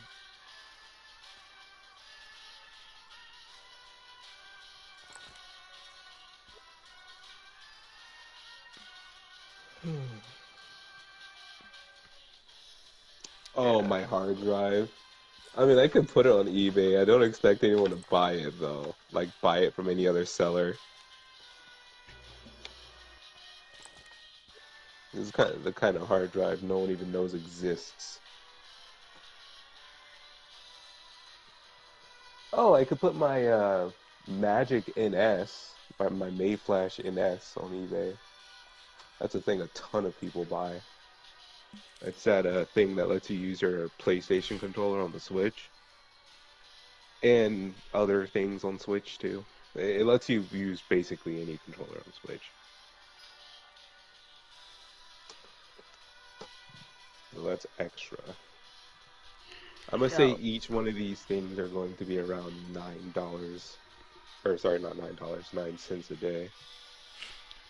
So that's 9, 18, 27, So 26, shifting this 25, across his 54. face should be a lot easier. So I'll get about half $1 a day if I put all this on eBay. And if people actually buy it, oh! Make more money. A big chunk of cash. I really hope someone buys my controller. That'd be a nice chunk of cash. I'm glad I know how much a PS4 controller weighs, by the way. Because I'm able to make accurate shipping details, which is good because it makes the shipping price, you know, accurate. PS4 controllers weigh like 7.4 ounces, almost exactly. Your average PS4 controller.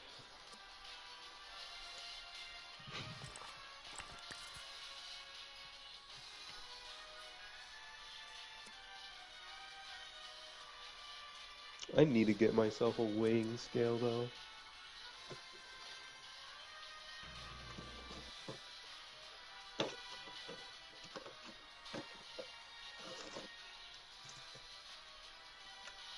Imagine the person I invite over to my house and they're like, bro, why you got a tiny weighing scale?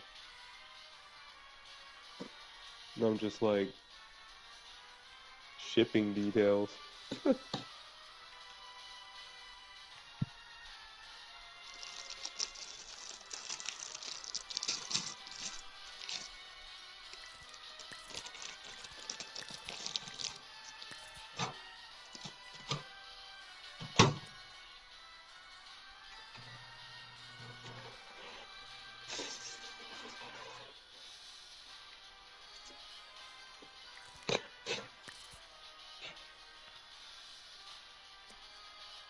Hee hee hee ha. Grr. Hee hee hee ha. Grr.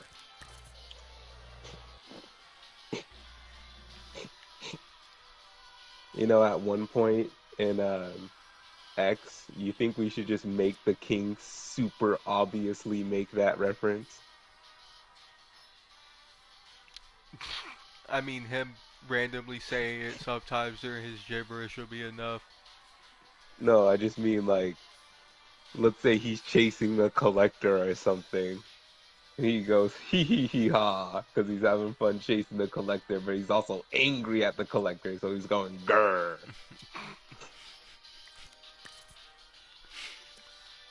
I don't think I'll have a scenario where he's chasing the collector, but I guess that's a good example.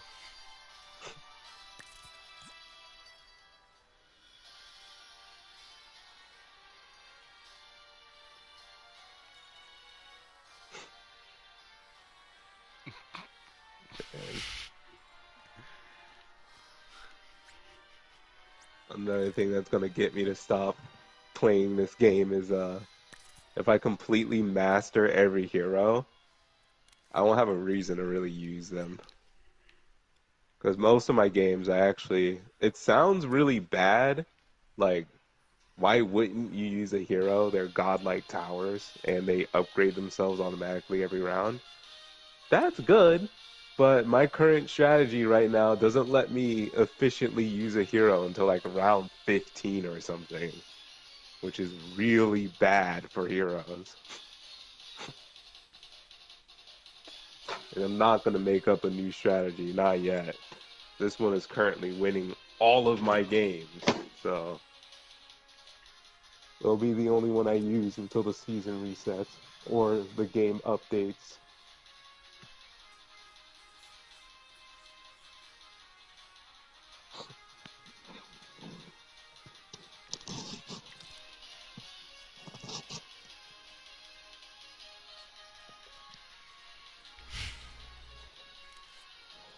I gladly no longer feel guilt playing Gunner.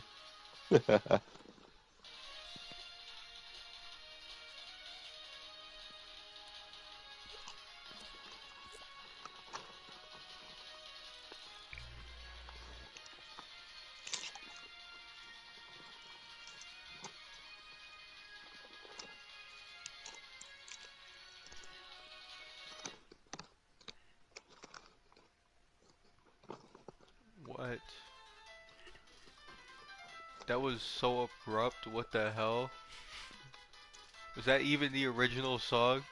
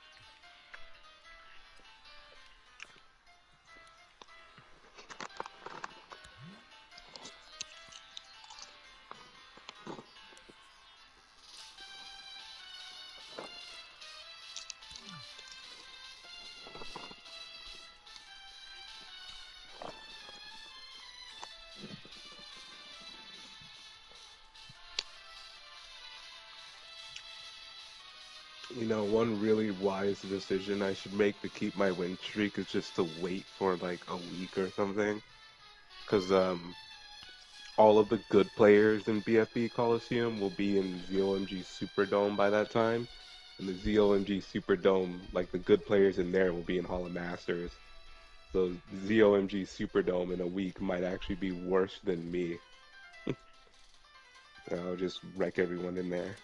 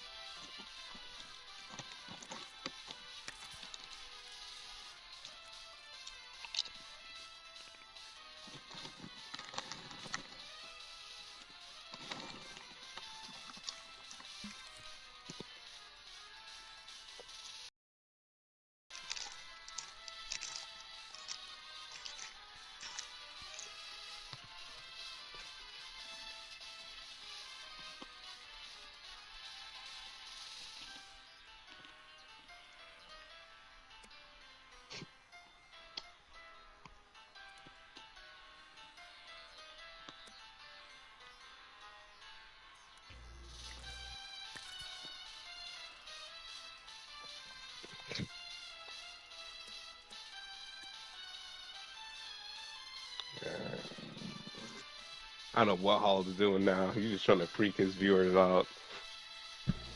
What are they doing? Hollow just he's like making cave drawings or something. Nah, those are the base shapes for the parts of his lower lip. Hollow's like trying to summon Hero Brian in dreams or something. Weird.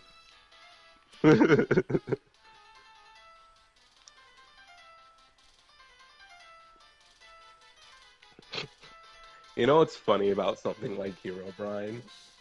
Um, as a child, you're gonna think it's scary and probably cool or something, and then as like a younger teen, you're gonna think it's super cringe and bad, and as an adult, you're going to appreciate the fact that it exists. It's like a little funny phase of in and out people have with Hero Brian. Because like any old person, or I wouldn't say old, like older person that I talk to, you know, when you bring up Hero Brian, it's like, oh, okay. Like, yeah, I remember Hero Brian, you know? But you bring up Hero Brian in like a chat full of teens or whatever, there's a low chance they're gonna be like, oh yeah, Hero Brian, and a really high chance they're gonna be like, you're talking about Hero Brian.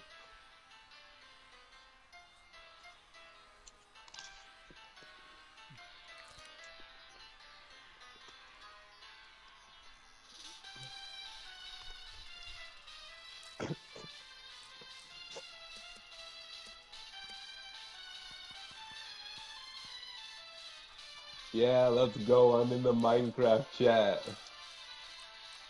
You didn't know? Bruh, I just found on my PlayStation. What? Unfortunately, I did that yesterday.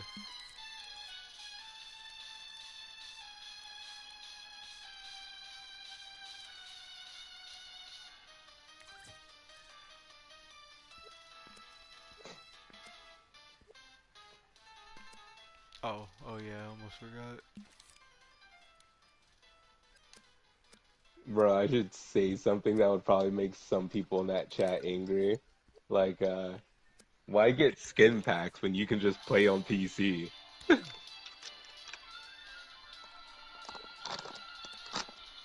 PC, you just upload your custom skins. The skin packs are literally no better than your custom skins. They don't have any more features than your custom skins have.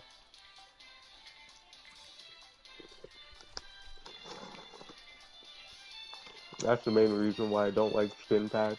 All of the skin packs are full of generic skins that you can literally get off of like what's that Minecraft skin decks that you can literally get off of skin decks. Like all they did was just download skins from skin decks, put it into a pack, and then release a pack that also costs money, and people buy that. Like wow.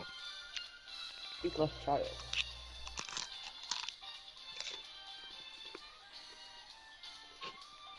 I heard that. What happened?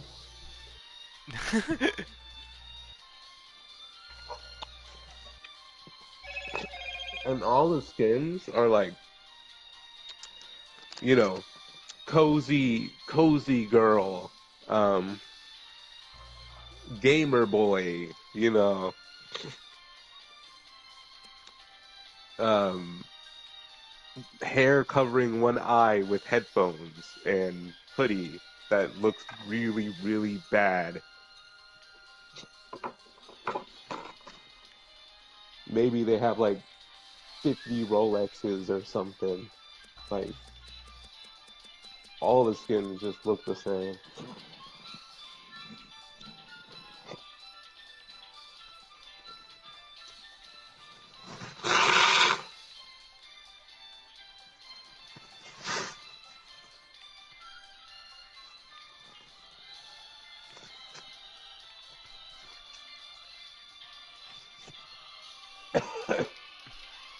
Alright, let's do this. Bro, why? What? What'd you do to the main room, bro? The the main room? My guy made a whole ass mini landscape out of wood. What?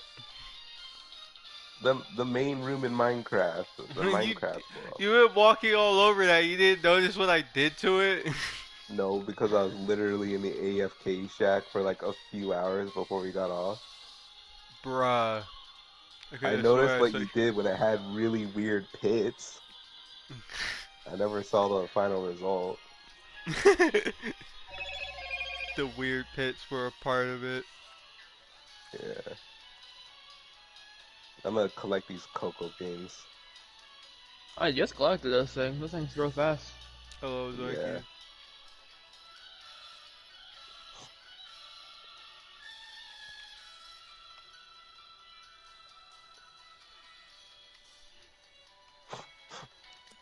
Ooh, I do not like what the paint One orientation thing I is like doing. about cocoa beans is that they actually make light now. Like back then, you could just see them in the dark. They wouldn't make actual light. I think now they make actual light, so that's cool.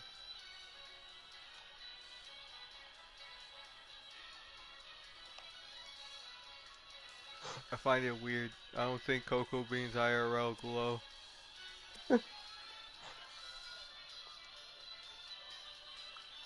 I've never seen a real cocoa bean, but I wouldn't expect them to glow. Like, that's a little weird, yeah.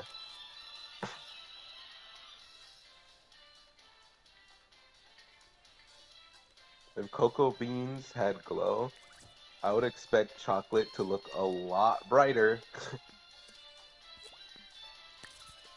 Edible glow stick. Something that's edible that also something that you eat that also glows probably isn't a good thing. Yeah.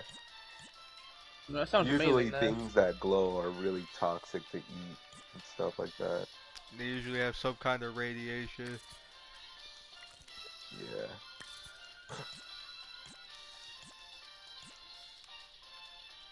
And sometimes things that glow are incredibly dangerous. Not to eat, but to like actually be near. Because they're extreme predators usually.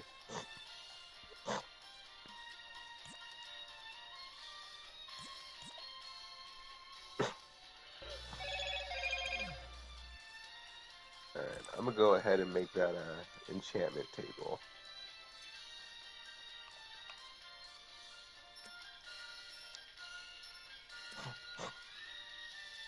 This little island is not very safe.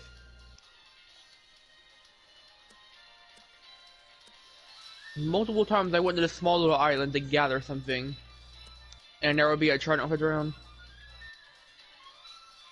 Round with trident, that's scary. Good thing was Trident? there were llamas on the island, so I could just make them hit the llama, and the llama aggroes it, so I could sneak up and destroy it. Oh no, I just realized. What? I'm gonna have to get some obsidian from that secondary portal that I spawned next to the village. There's another portal in the overworld somewhere. Yeah, I know. So that one's gonna take way longer to get to. The Bruh. one next to the village, I have like a 400 block nether highway to it, so.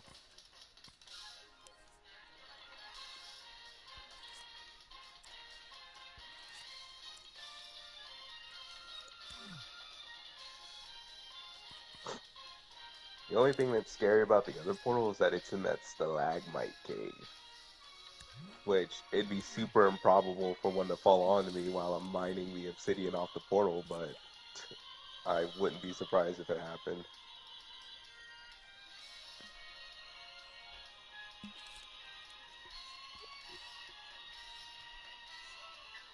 I've learned there is a block that can spread to other blocks in the overworld. That's fun. Just completely take over blocks. Terraria. Yes. Can't wait for Finally, a Minecraft certain started taking individual notes. not saying names to spread it just because it's spreadable. What? You know what? I'm already doing that elsewhere. I don't want to do it near our base. I accidentally learned that could happen earlier. I was just trying to spread it to a tree in order to propagate the block. But it started growing on the stone around the block instead. So I broke it, and it moved on. That's why I'm doing it on this little island out here, away from our little spot. Of course, the island is about completely gone now, because it converts the grass and the stone that I placed on the island. But not much of it remains. At least it very likely doesn't replace structural stuff. Like It doesn't fences and replace stairs. wood or leaves, anything like that. But it can completely take over stone, grass, and etc. What if you made stone stairs? I don't know. I don't think there are moss stairs. Yeah. I don't think it could take over things like stairs. Structural stuff that aren't just the basic block.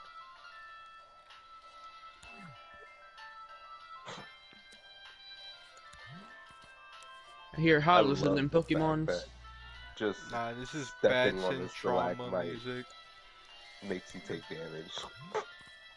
Like, they should at least make a thing where if you have, like, boots on, armor boots, and you step on, like, a 1 block tall stalagmite, you literally don't take damage.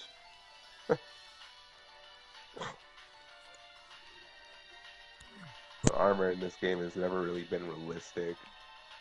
It's just, if you have armor, you have blatant damage reduction. It's not like, if you have a helmet and something shoots you in the head, you'll block it more. You'll I block don't it think the it'll same ever be a damage thing if no you no hit Minecraft something. works. I wish it was.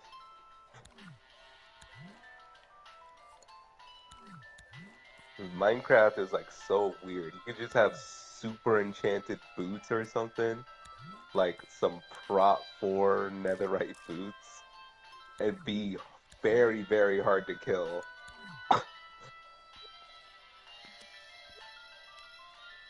And it's like in real life, those boots would do nothing. Like for real. By themselves would do nothing. You could kick someone and it would hurt really bad. Yeah, that's it. You got a whole chest, head, and legs exposed. Like, imagine someone has a bow, they could just shoot you.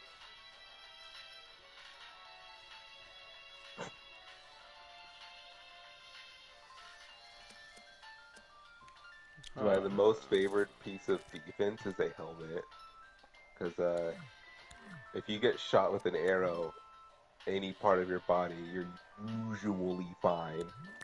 But and by fine I mean not dead. But if you get shot in the head, yeah, you're gone.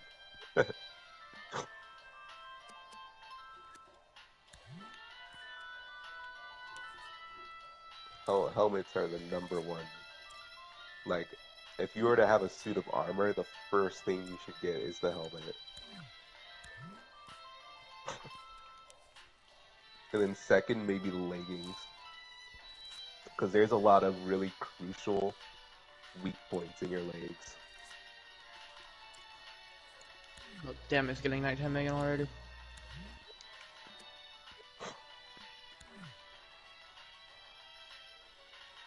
I'm gonna have to hurry up here. Enchantment table has been crafted. Excellent. Now I just need a room. Almost fell to death. You know what? I'll make the room near the nether portal. Near our base question mark? I mean, the nether portal. Yeah, that one. Okay.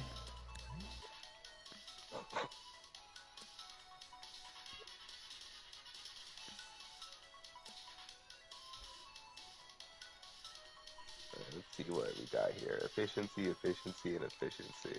Yeah, those are some good enchantments, bro.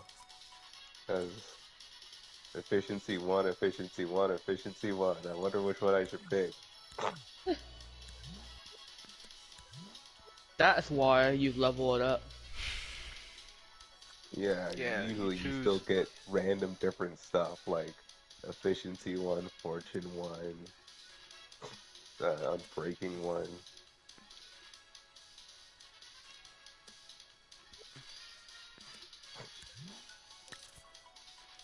Alright, I'm gonna make the rest of this paper here. Make some book. Gotta get a bookshelf here.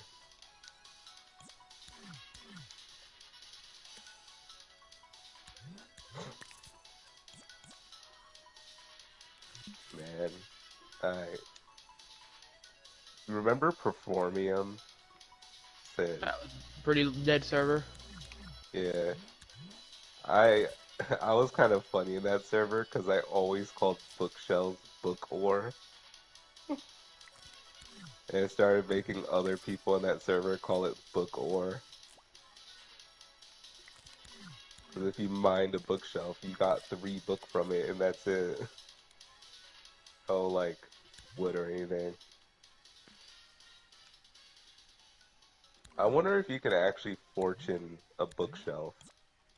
That'd be some interesting duplication. Imagine getting a net plus from that. Yeah. Like, where did extra book come from, mate? It's that fortune.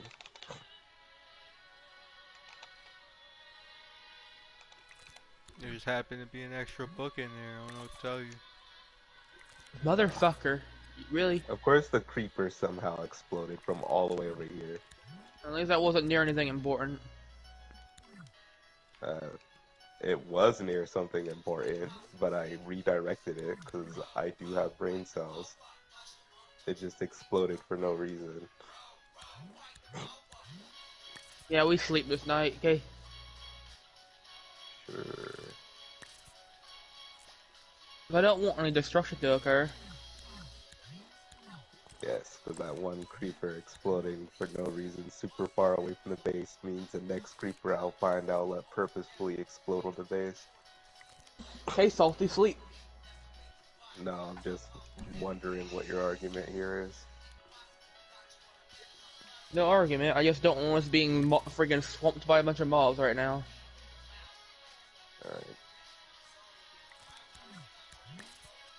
You know, when the horde starts showing up, there's gonna be zombies and stuff. And those are the perfect distractions for more explosions. Well, if you have no awareness, maybe. Even if you have awareness, if you're surrounded by zombies, not much you can do if they keep knocking you back and forth here or there. You just Punch him.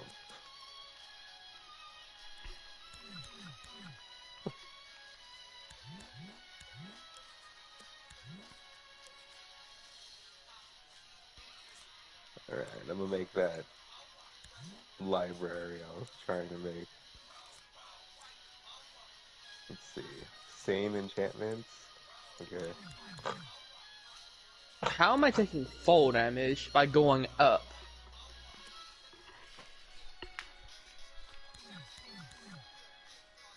It's that new stalagmite code. I was sitting here making a tower of dirt to get up to a branch on this tree so I can grow something on it. And while I was jumping up, fall damage.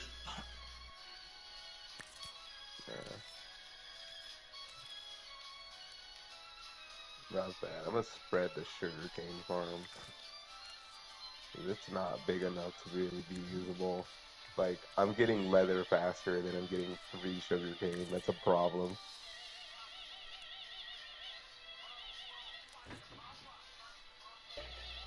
About leather. Anyone has leather on them? Nope. All the letters in the chest, mate. We have plenty. So we only have 11. That's like 3 bookshelves. Would have been 12 if we had one more.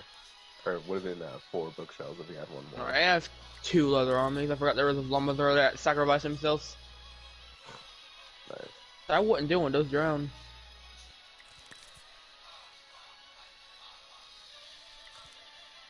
Alright, where are you at? There you are.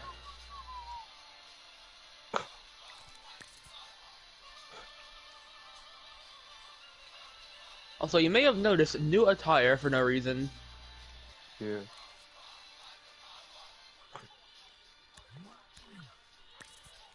Yes, Caves and Cliffs update clothing.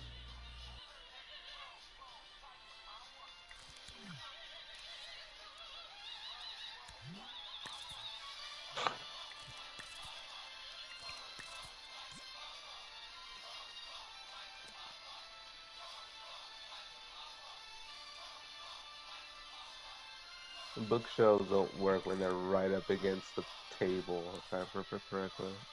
And there needs to be a space between. Also, 6 each side for 3 sides. That's your maximum. Yeah.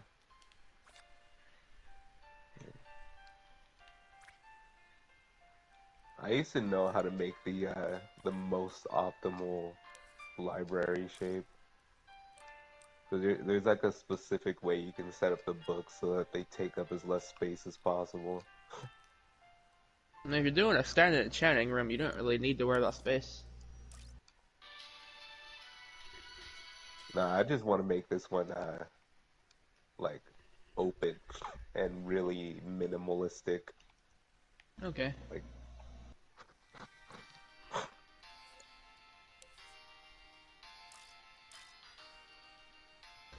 Why is it's there a not a pretty simple single base, though. glowberry out here? All these vines, not a single berry.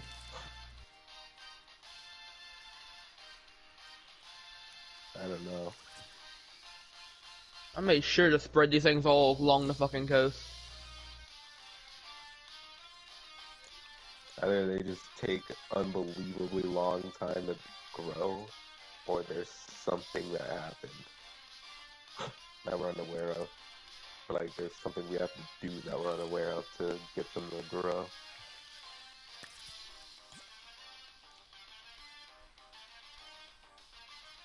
I mean, they grow completely normally underground. Yeah, I guess it needs to be dark, question mark. maybe. Though it didn't stop the vines from growing. Because berries can spawn when a vine grows. I just haven't seen them spawn on the vine in a while.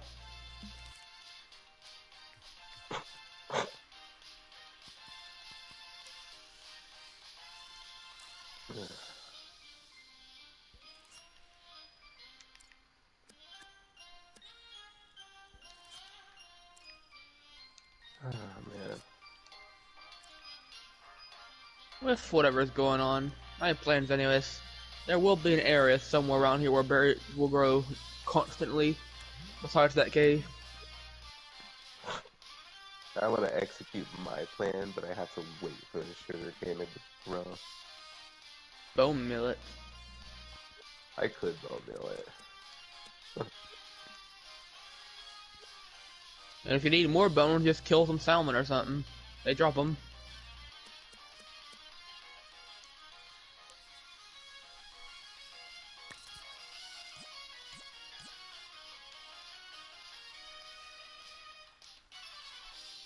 Where are the bones at? That chest where... Actually, I forgot which chest actually. It's Sounds like a somewhere mob loot in chest. chest. We need to put the signs on top of these chests. Get out. Has your doggo awoken? Yeah.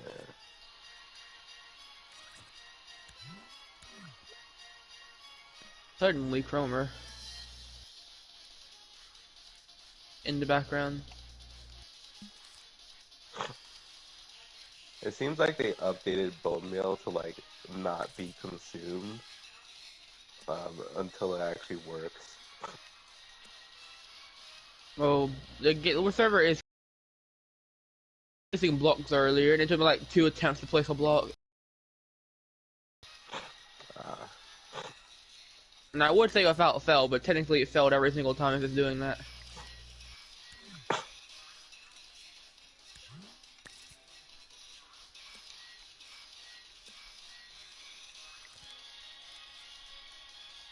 I wonder what chapter 3's boss is going to look like. Goku. Okay.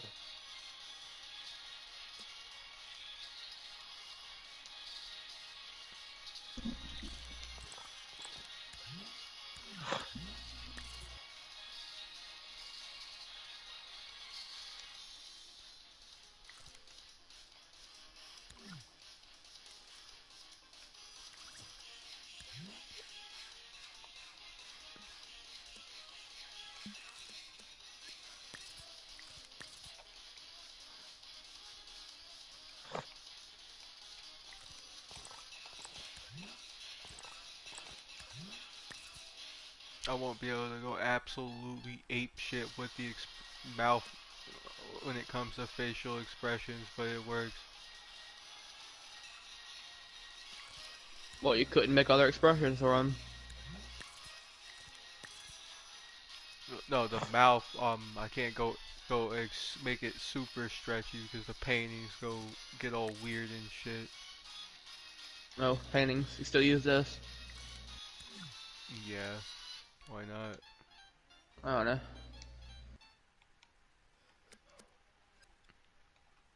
know. Oops. Oh, hello. Rip that fucker. Nah, it's just 6 wood. Still not used to this controller yet. It's really bulky.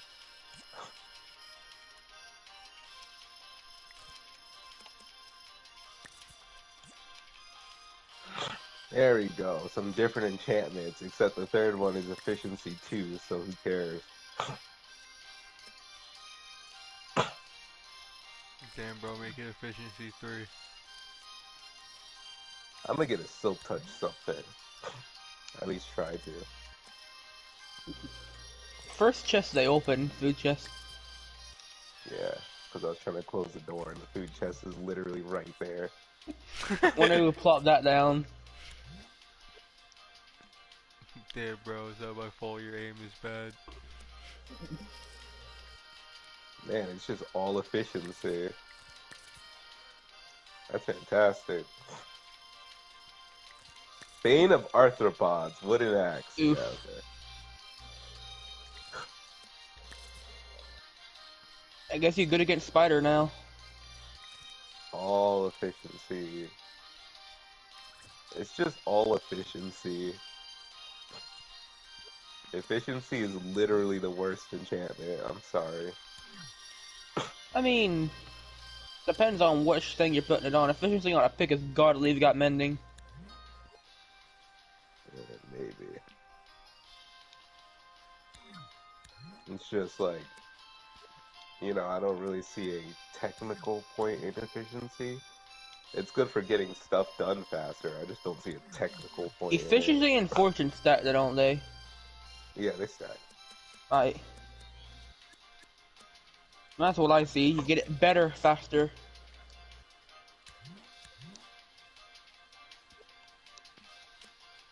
But a really good technical enchantment would be Silk Touch, which you can get with an unupgraded enchantment table.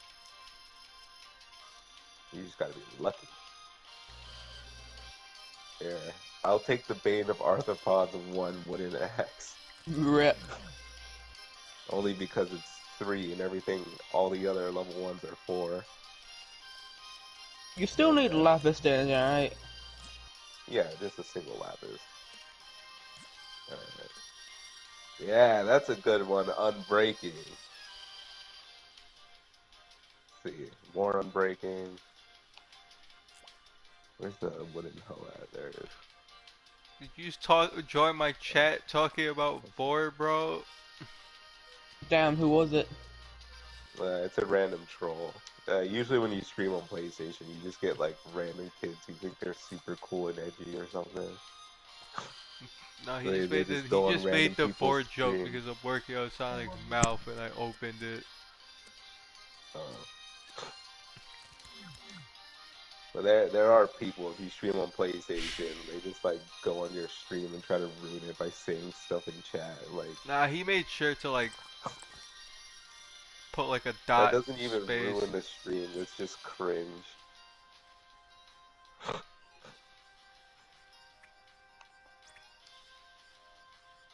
And I'm not talking how everyone else uses it. I'm saying the actual definition. Imagine you're streaming and a random person enters chat and he says, "Oh my gosh, Big Chung is so big." And you're like, okay. I mean, that's not something awful. Usually it's awful stuff, like, I guess non-PC offensive stuff that would affect bots, but it doesn't work on anyone who actually has a conscience. I mean, I don't have Luckily, I chat have a displayed conscience. on my stream, so I'd be fine in that regard.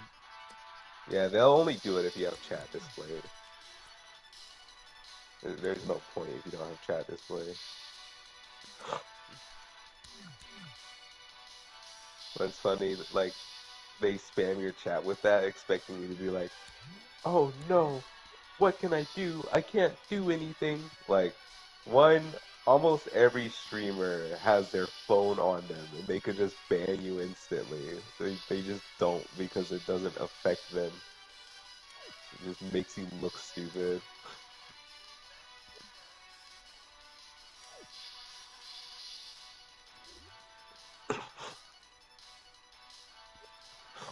Doesn't affect them. Affect.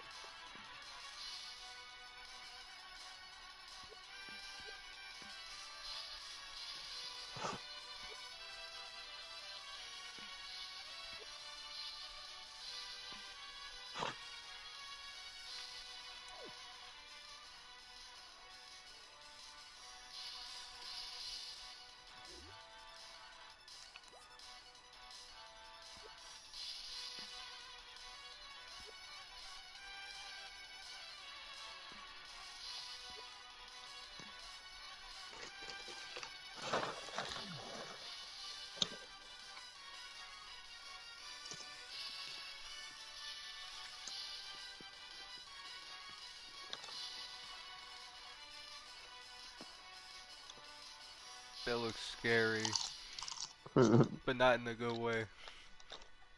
Yep.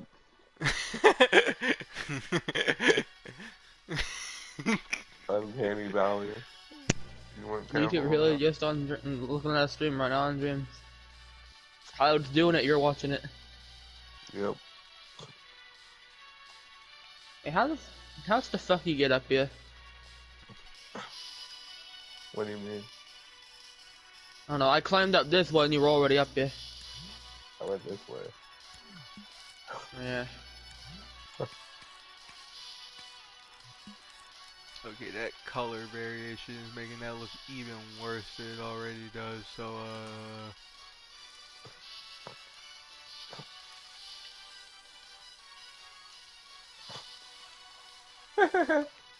A drown got caught in the boat and he's burning. That's funny. Interesting. That's the I AI just being good. I just realized how good of an actual trap that would be though. Like, imagine just planting boats in random spots. So like every night or so there's just like not even nights, droughts spawn in daytime. So it's like they just get trapped, start burning.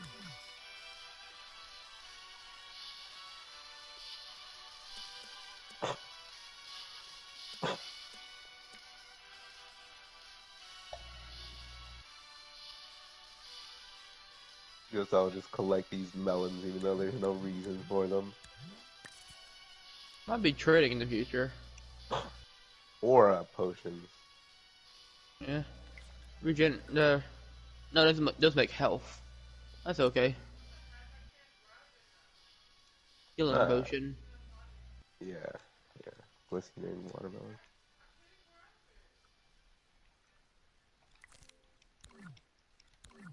I'm not sure about kelp being used for a potion. I thought you said melon. Yeah, I'm saying melon. Alright.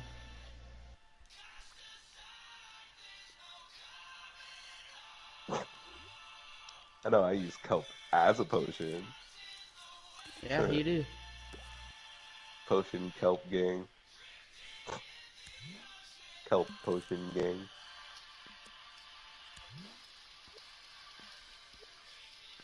I need to make an entrance to the nether so, I can actually open up like Hoglin trades and all that.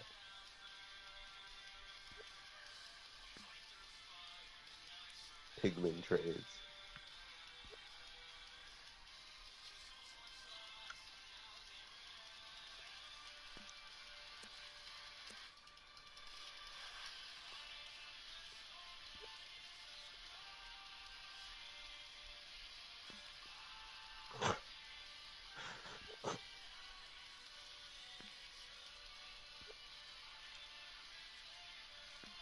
damn.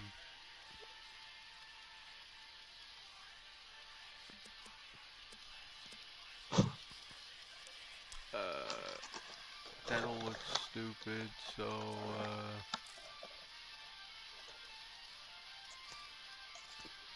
Do I really need to grab more dirt to fill in this fucking hole? Getting tired of hearing mobs spawn in there.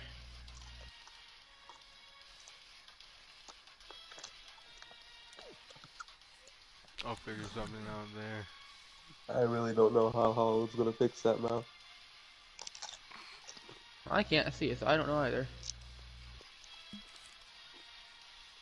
Bro, it looks like a magic mouse from Little Big Planet. Okay. He's gum smacking as they speak. Yeah. Probably. I might just do the adventure artwork mouth. But uh,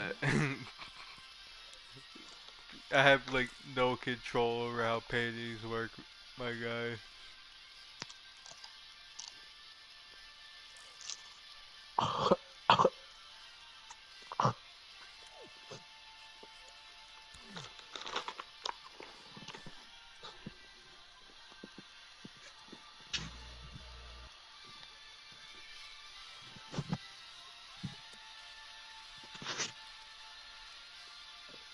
Man, I think I caught something again. Damn, really? My snot is neon green. Damn. I don't think it's COVID though. You only have absurd colors when you're feeling ill. Yeah. That would Actually, look most of the cool. time my snot is clear completely.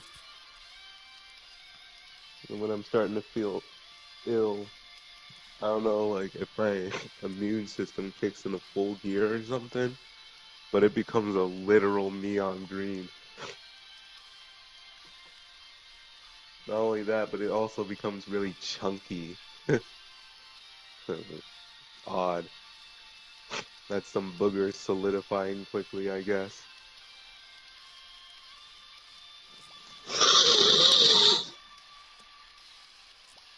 Or instead of saying the boogers, I would say that mucus. Oh yeah, let that sink in stream. No.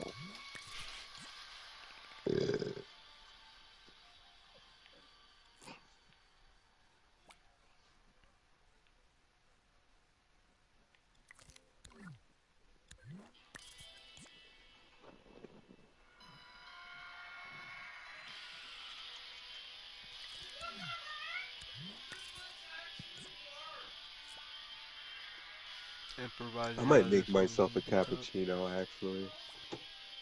I don't want to drink coffee.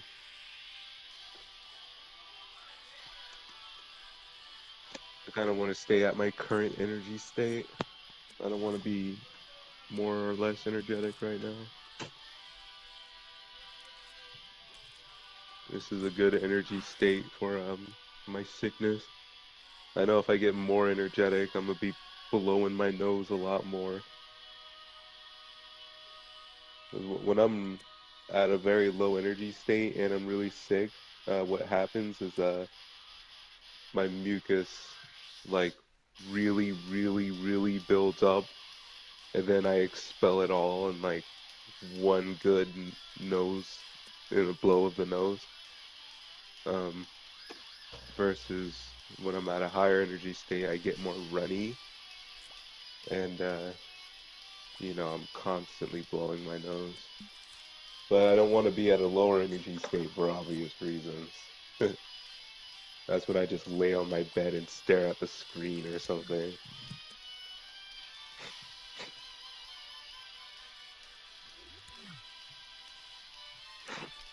you not do that?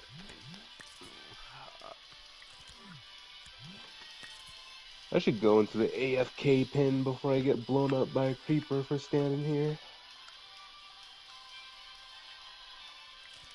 I have to walk Cameron. Because humans just had to domesticate dogs. They make fantastic hunting partners. What? They make fantastic hunting partners. Yes. An animal that's not your own species that you have to take care of, and it's not even aware of like its own existence.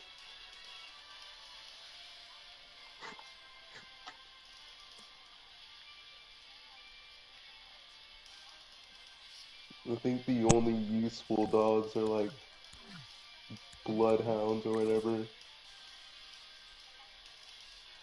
where they can like sniff something and follow its scent from like miles away. Police can use that to help them find certain trails.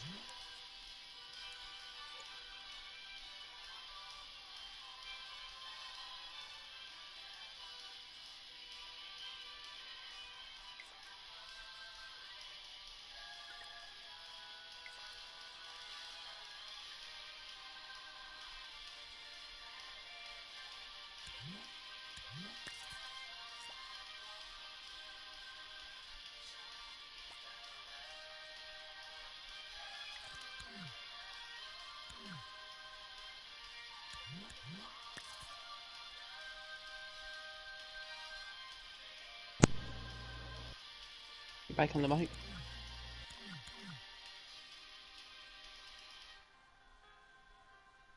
Okay, that looks slightly less disgusting.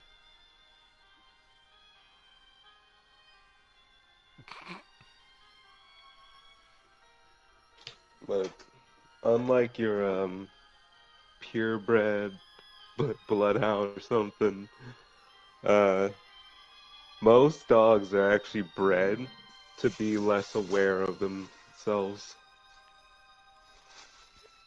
Like There's a category of dogs and cats called well, it's just pets in general. It's a category of pets called purse pets, and they are literally bred to be stupid and just sit there and be happy. That's it. They're like, I wouldn't say genetically modified, but genetically targeted for their brain to just rapidly produce dopamine and for them to not have the ability to make out their like surroundings and stuff. If you go on Little Big Planet, put on those bunny music. I don't. Leave me alone. Put on the bunny It- tail. I worked the glitch. The glitch actually worked. I fell out of the ground. I actually crashed my game too. Why is someone in the background talking about a glitch they did? Sounds like they're trying to get you into the other room to look at something, and then you're gonna go into that other room and they're gonna say psych, and then something's gonna happen to you.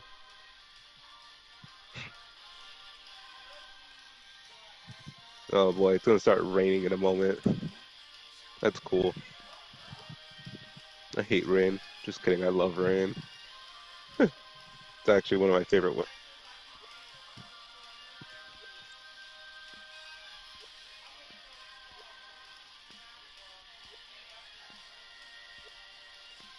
I like any weather that's like really atmospheric. So rain, snow, haze.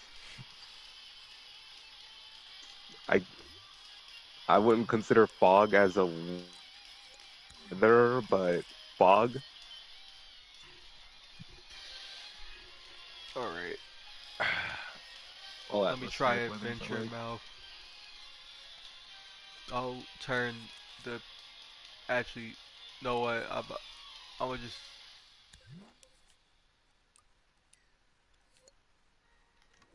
just make that group stop real quick.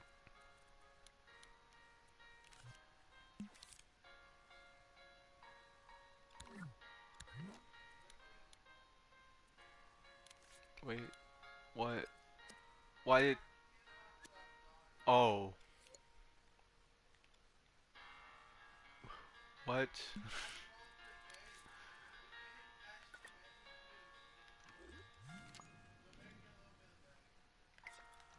Okay, I see. That's not at all confusing to look at. And he's dead.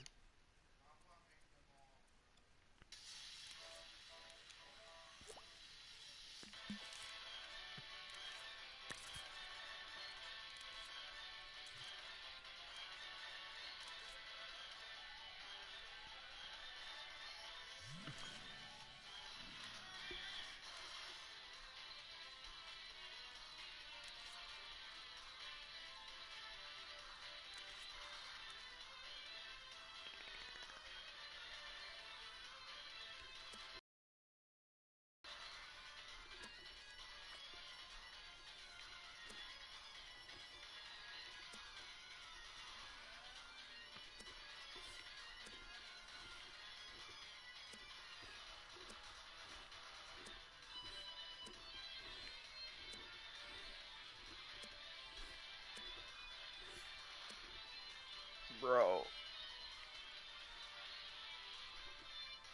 Close enough.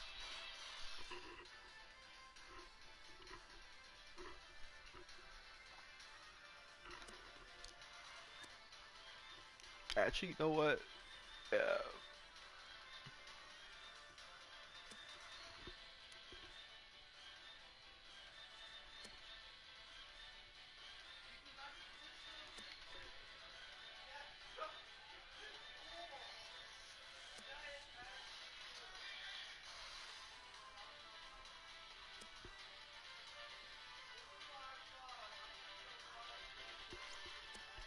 Ah.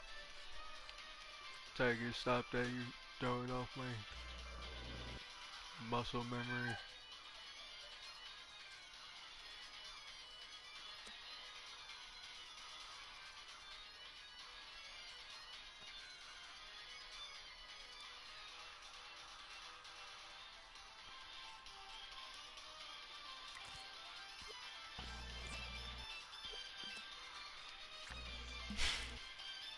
Keep it simple, keep it clean for the most part.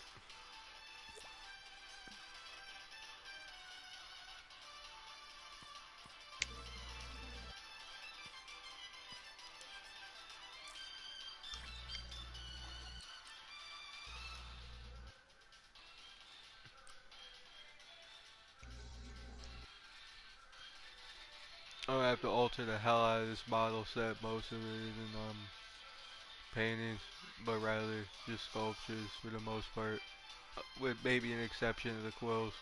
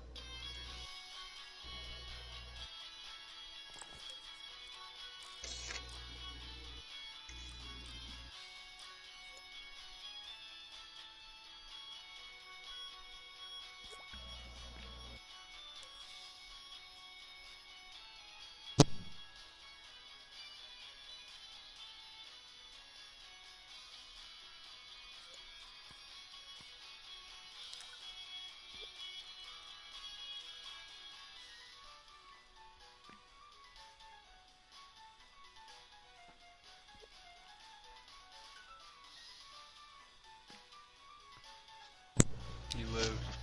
Hello there. Hello. You know, I should really actually record my Bloons gameplay. Because for me, it's like rinse and repeat, but I think someone might think it's epic looking. Like, you know, people usually don't micro in that game, so when you see micro, it's like kind of epic. My micro, though, I would say my micro is fake micro, if that makes any sense.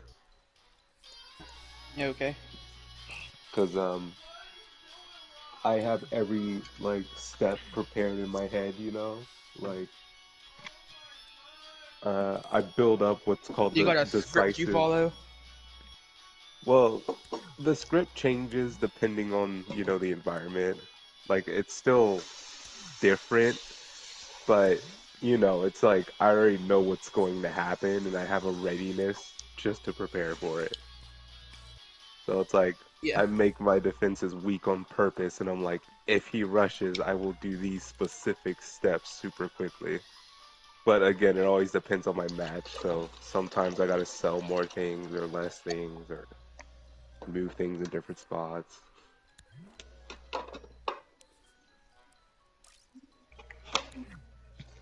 I am finding better and better ways to stall out rounds though, which is a really good tactic because it lets me get my anti-rainbow rush defense faster. The faster I get that, the better, because then I can start ecoing again, which carries me late game. If I get it late, then my late game's going to suck, bro. Like, it's going to be hard. That's usually, that's why the only people I lose against are people who want to run late. Like, I don't lose all the time, but for people who want to run late, it's a 50-50 if I win or lose versus people who rush. As anyone who's running late I see. I always get my rush defense up anyways because I don't trust anybody, you know. So it's like people who run late, all they're doing the whole time is ecoing, and me, I'm afraid that they're going to send a Moab or something, so I prepare for it. And when it doesn't happen, it's like you prepared for nothing, you know. Your opponent's eco is like way higher than yours now. That's the problem with playing the way I play. It's easy to beat. You just have to not rush it. Well, I wouldn't say it's easy to beat. You still have to be able to survive late game AI.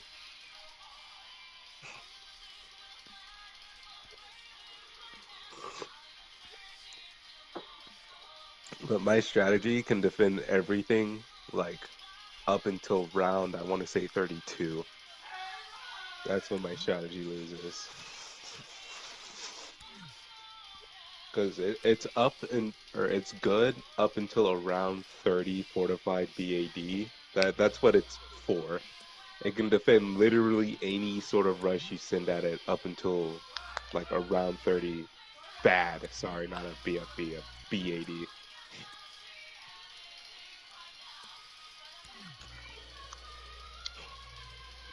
Big airship of doom.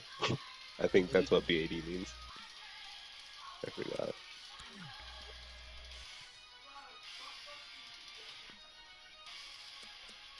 And of course, my strategy, the way I pop the bad is to use the mad. Because, you know, mad cause bad.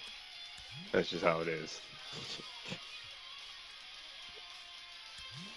Mad is literally anti-mad.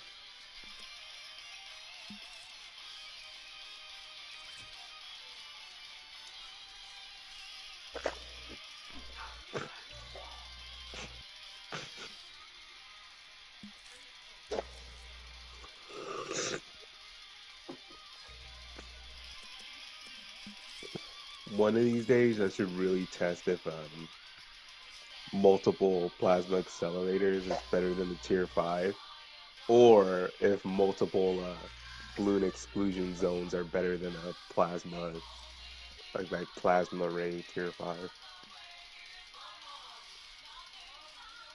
Because there's got to be something I'm missing in my strategy. I guarantee there is. Because usually at the end, if it's a late game person, I'll have every tier 5 dartling out, which sounds completely unbeatable, and it should be, but like a bad could still get through if it's like round 32 or something. So there's got to be something I'm missing. Like maybe instead of a plasma accelerator, I could just use multiple balloon exclusion zones or something. I really don't know what it is, but it's got to be something.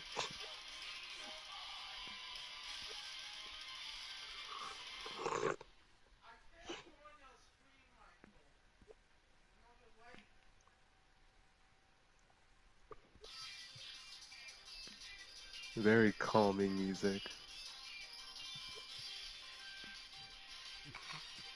There is this interesting YouTuber though who compares like uh, one tier 5 tower versus tier 4, the multiple tier 4s that cost the same as getting a tier 5, and then multiple tier 3s that cost the same as getting a tier 5. You see which ones perform better. Usually it's the single tier 5 that performs the best, but there are surprises. Like sometimes the multiple tier 4s actually, perform really close to the one tier 5, which is surprising because usually the tier 5 is supposed to completely outperform multiple tier 4s of itself.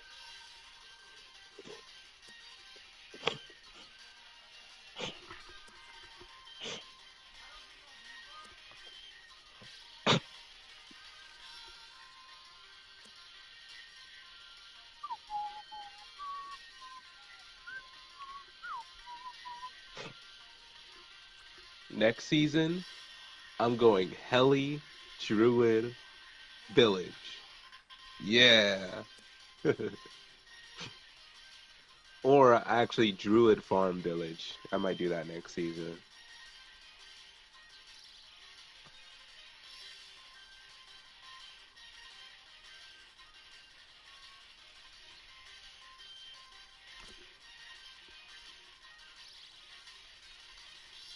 You know, I still don't have farm mastery yet.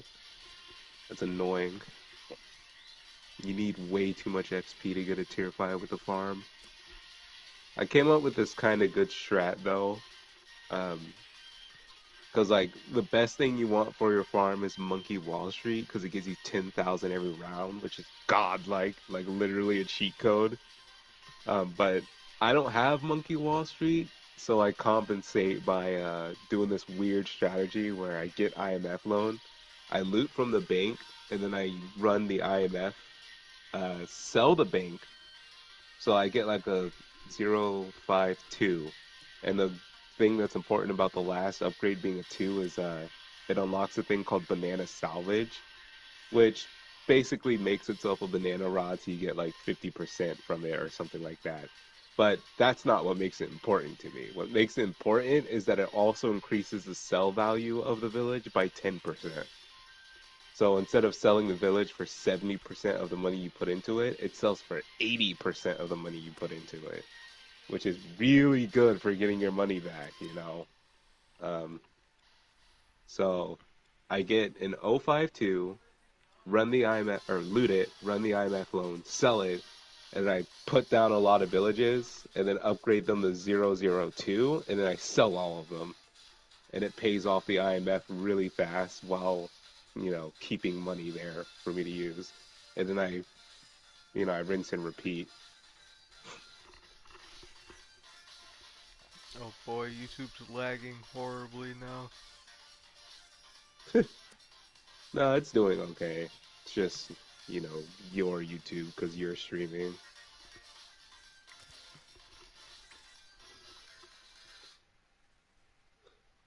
Like your screen looks perfectly fine, Olive. Yeah, I'm talking about the app. Uh,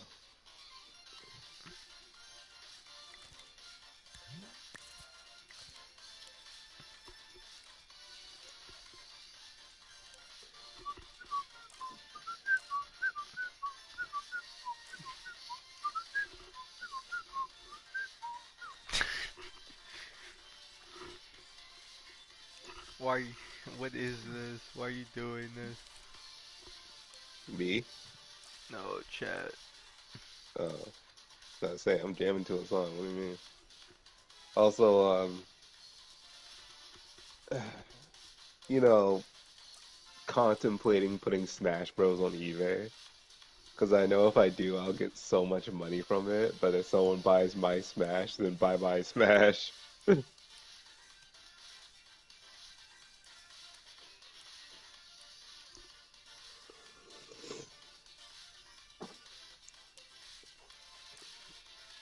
I get mad trickle payments from Smash Bros.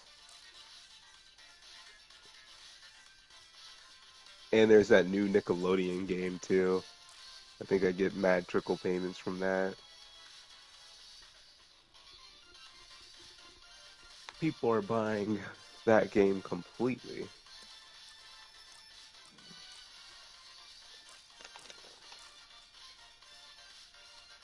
Oh yeah, yeah, that guy didn't make a board joke, Hollowed. Um, those are like Russian bots. Oh,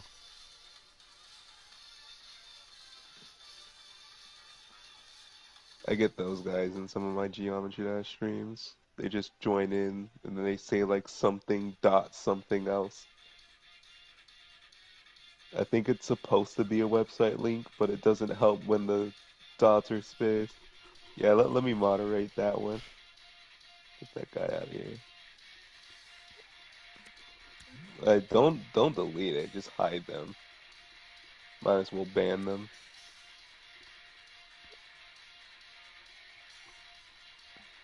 No, I didn't mean to undo. Yeah, there you go.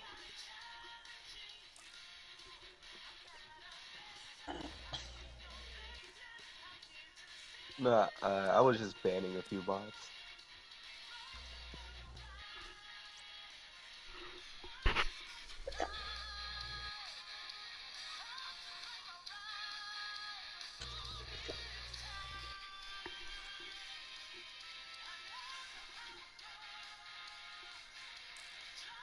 You know, there is kind of no point to banning the bots because there will always be more, but yeah, better to have less bots than more bots.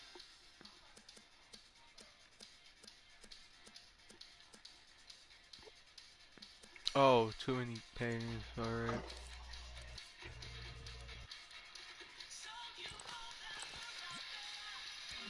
Hollow's mouth is starting to not look uncanny. He's doing it.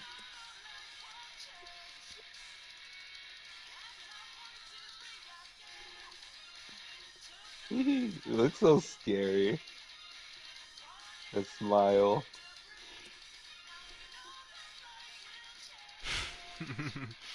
Looks like alternate, and I am inside your plane of existence. Alternate Sonic.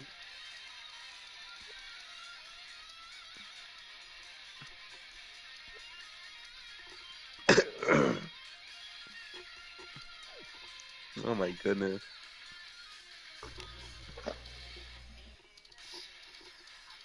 This is why I hate winter, bro.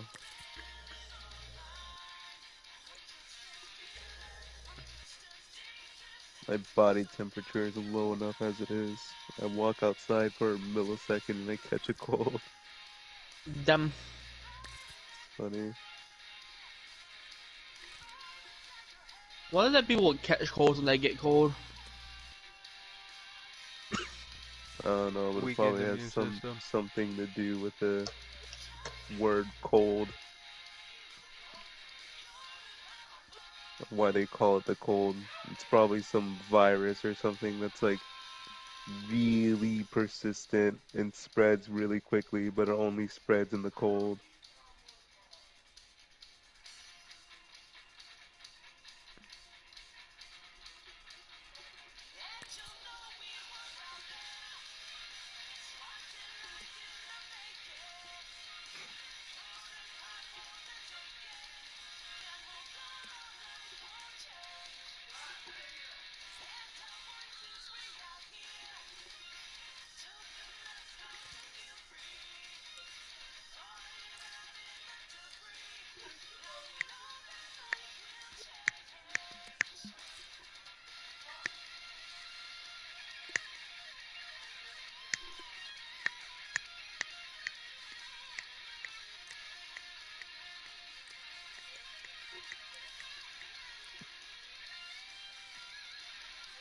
How? Wait, oh, I brought that back into existence.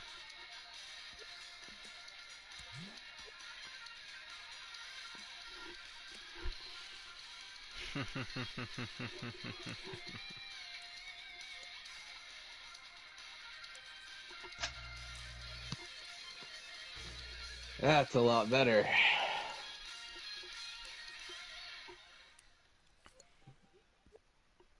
A new mouth doesn't look absolutely freaky like the last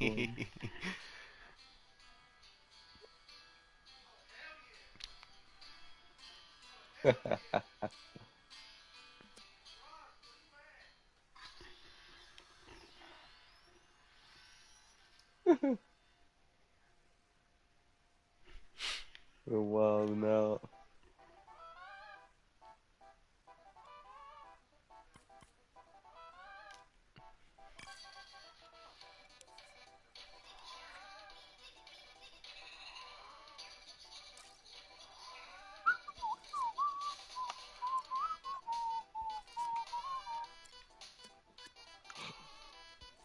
Alright.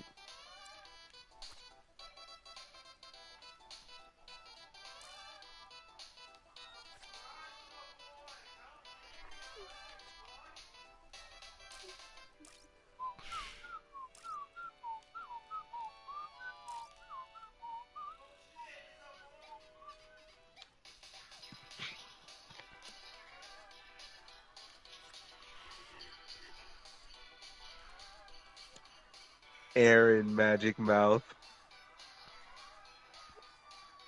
What? Aaron Magic Mouth. What does that even mean?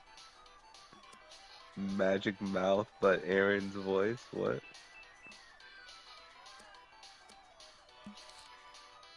I don't really know what that would sound like. Uh, However you wanted Aaron to sound like, but gibberish. Like a really bored gibberish.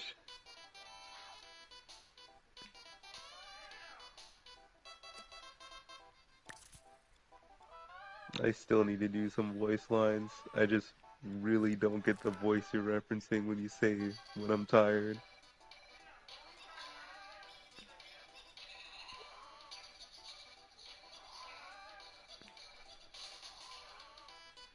Or like you could send me a clip, like a reference clip of me saying something. And I think I could adapt that voice.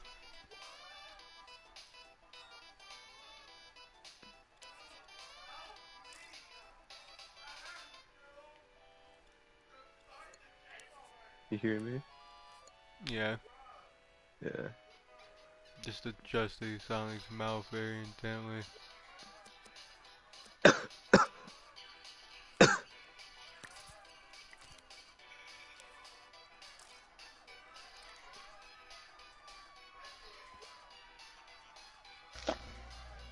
No, it's strange when you rotate a painting. It doesn't do the stretching like it does when you move it around.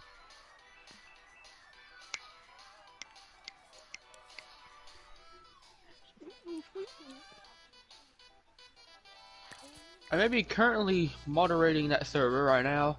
I've got one more person in there. I'm asking about whatever role they would like on there. I guess he is Poggy. What? Sonic.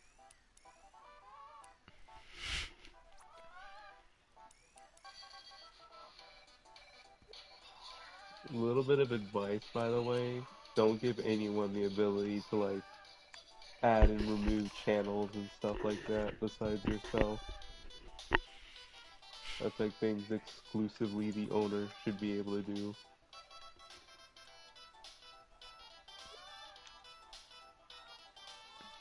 Because the moment an admin or mod goes ballistic, you're literally losing your whole server because they can quite literally delete a channel, which gets rid of everything that channel had. I'm only giving certain people a role that can do that. Once I know it's trustworthy.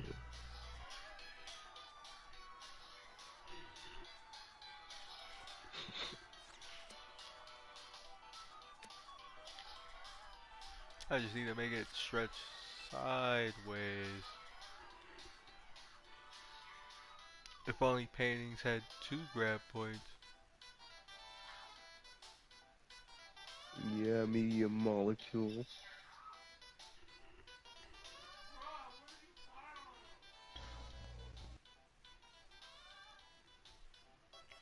4 would just be perfect. I think 3 would be perfect.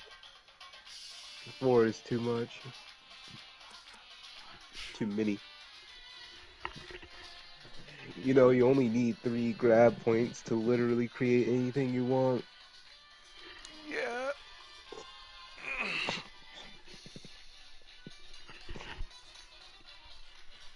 My neck hurts. I guess a 4th grab point would be nice for a separate dimension. Like, let's say if you wanted to make a 3-dimensional object, you do 4 grab points.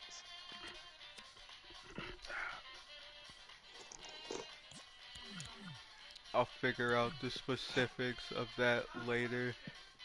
But for right now, that is fine.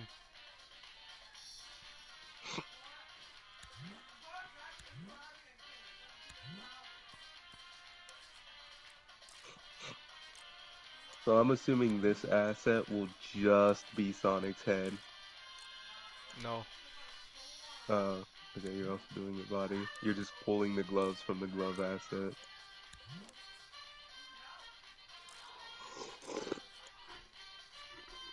You should also make asset by itself too. Yeah. Oh yeah, preview invisibility on. There.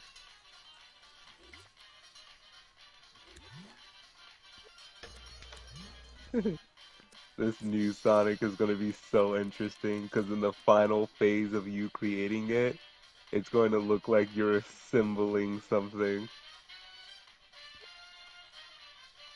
You're like Sonic, and then the gloves come in, and the shoes come in, all this smoke.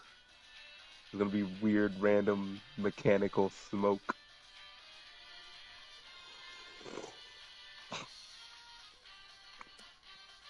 Mechanical fog, steam, that stuff, you know what I mean? That's that steam. Indeed.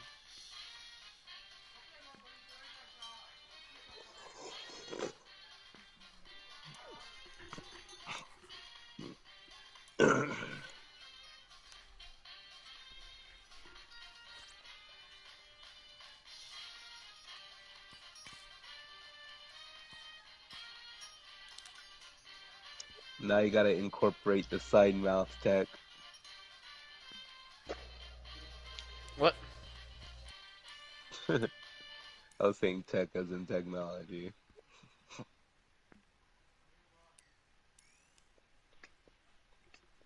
I'm gonna have to design something that makes that the farther away these are from the center, it pulls, like the closer these are from the center, it pulls this in so it hides when he closes his mouth. But for now, it's fine.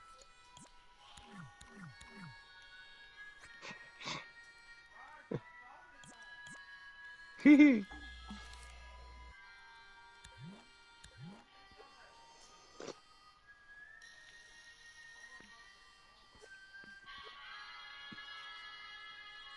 mouth looks kind of fucked up with that active at the moment. Hey, it works though. I totally can't wait for you to finish that. Like, I don't really care about Sonic, but bro, No Clip is going to freak the F out when they see your completed Sonic. Some of them might even want their hands on it. Because No Clip is kind of respectful, sorry, of your Sonic. Like, they don't want to get their hands. Well, they're just respectful of people's Sonics in general. Like they're like, oh, this guy made a pretty good one, but they're not all the time asking if they can have it. Your Sonic. If I see one of them ask for it, then that's a really interesting indicator that your Sonic's godlike.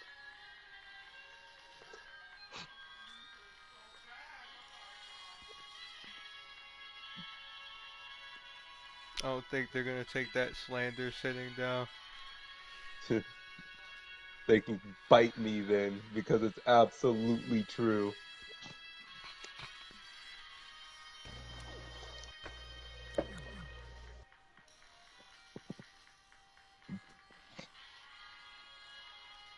The only time, the only example they could use is, I guess, like really far back then when Badson, for example, asked if he could use other people's Sonics and stuff like that.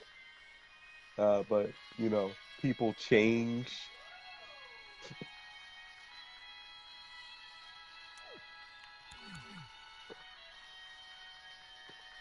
There we go. Badson isn't the same annoying kid he used to be. He still gets Behold, easily offended by things, which is a bad trait, but, you know, at least he isn't like spamming your notifications if you release something that he wants his hands on.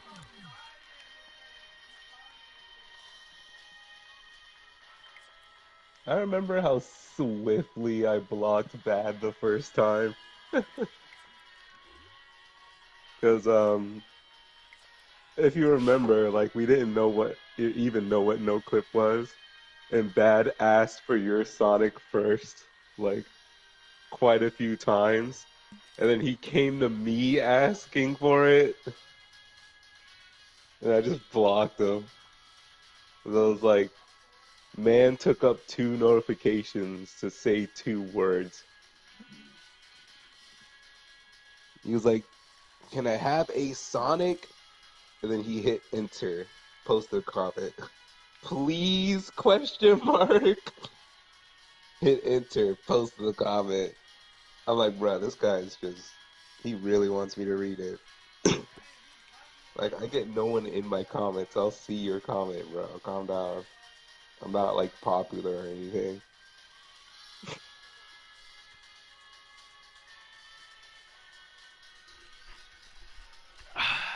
Animating this is gonna be legendary.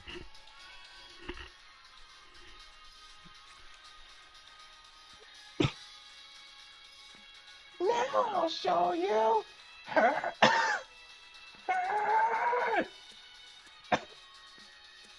what Sonic says.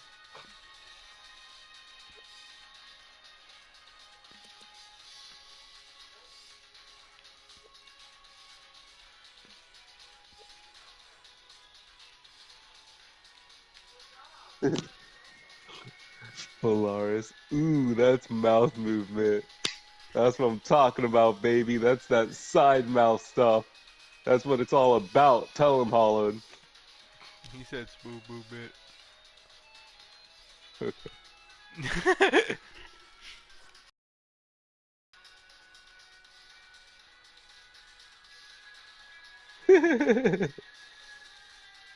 He looks I'm like just he's seeing wearing. you like move it on stream. Funny.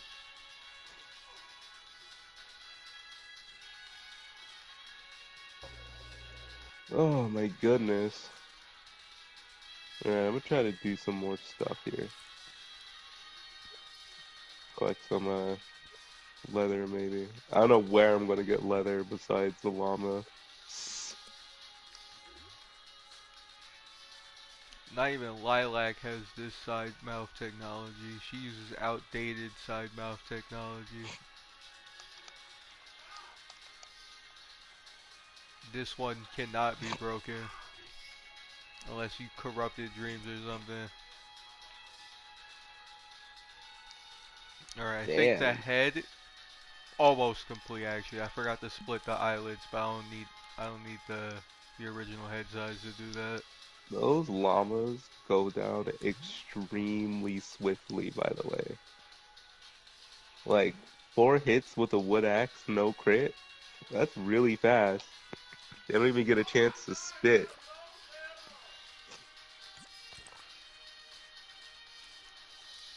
I don't know why I was so afraid of llamas. They're easy. Like, most of the time when I have llama, or when I want to kill a llama, I'll hit the llama and then make it spit at the other llama, and they start spitting at each other, you know? I let the big boys handle it. That's my mindset. But no, it's actually a lot easier to deal with than I thought it was.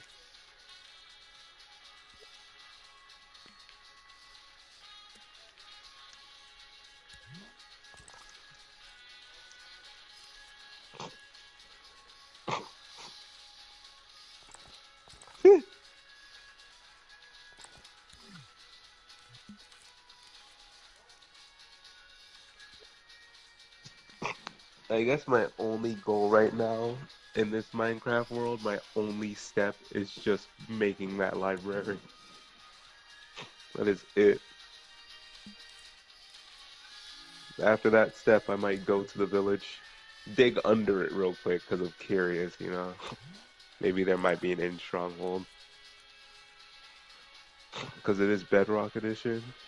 So in strongholds have a chance, or well, they're usually right under villages. So good speedrun tactic.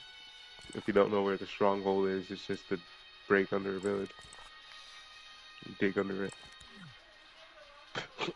Like a lot of bedruns or bedrock speedrunners, they throw an ender pearl and then they walk the direction the ender pearl went into until they find a village and then they dig down.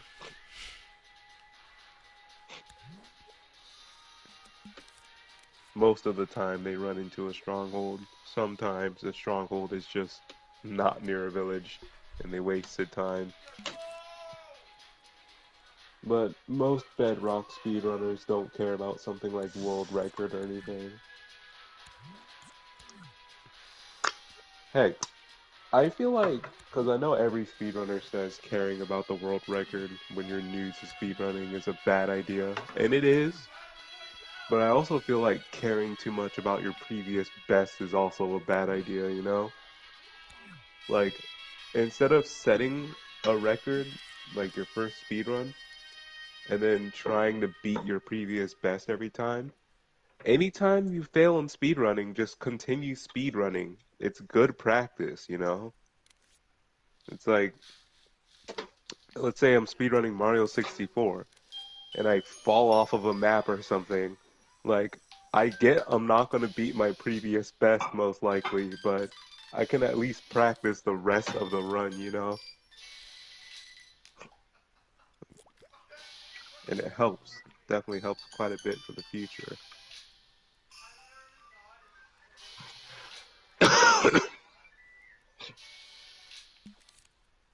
Yeah, I definitely caught something.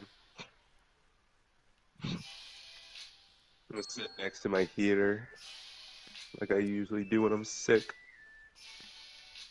Man's got the Rona Helps a lot. twice. What? Man's got the Rona twice. Nah. This one's not Corona. I got it when I was walking Cameron, I can tell. It's just the cold.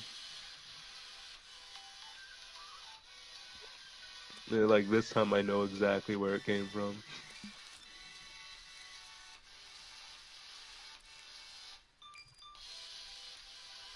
Plus, Corona takes a good week to set into effect. It's like,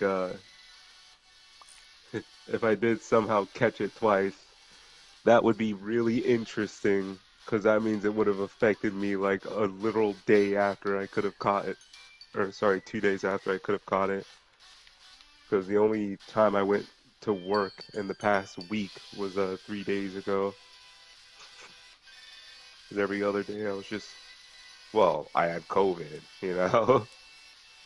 Can't go to work with COVID.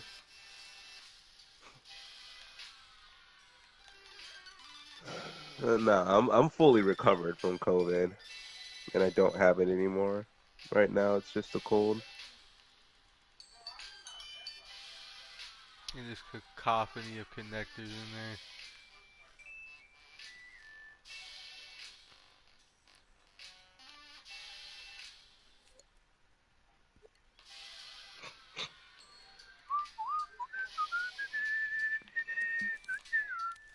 I can't even whistle.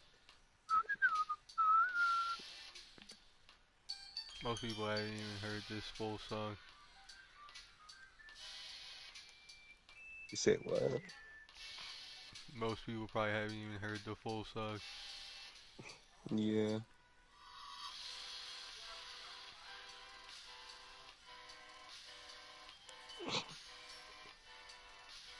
I think the newer hot milk meme is way better than the older one. This is a new one. Which meme? The Omni Man. Ace. It's way better than the older ones, bro. The old one, like what people used to do with the song was make these horrible animations. It was like, I know 90% of animation memes are completely horrible, but the hot milk ones were the worst, pretty much.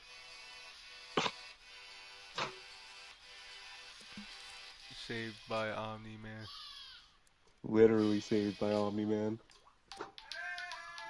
Because the Omni Man one, I wouldn't say is a, like, it doesn't make the song look bad, you know? It's just a funny meme that uses it. That's how people look at that one. The animation memes make the song look bad.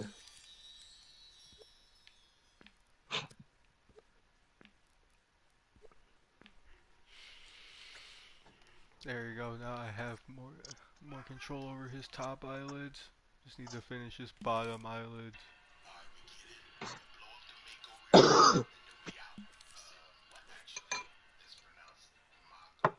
I'm so glad we have a lot of soup left over.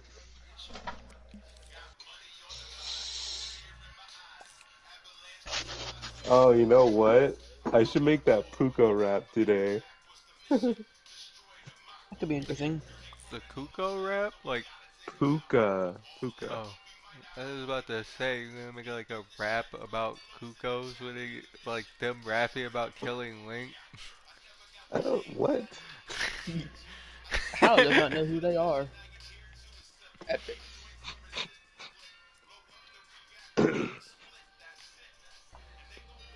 No, he's probably seen an image of Puka. I just don't think he's seen like anything of the series.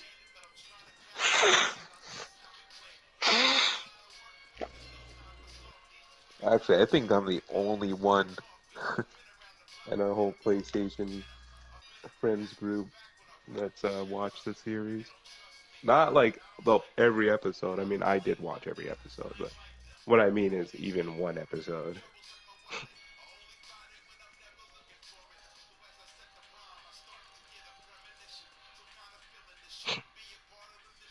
Puka's crazy lady, bro.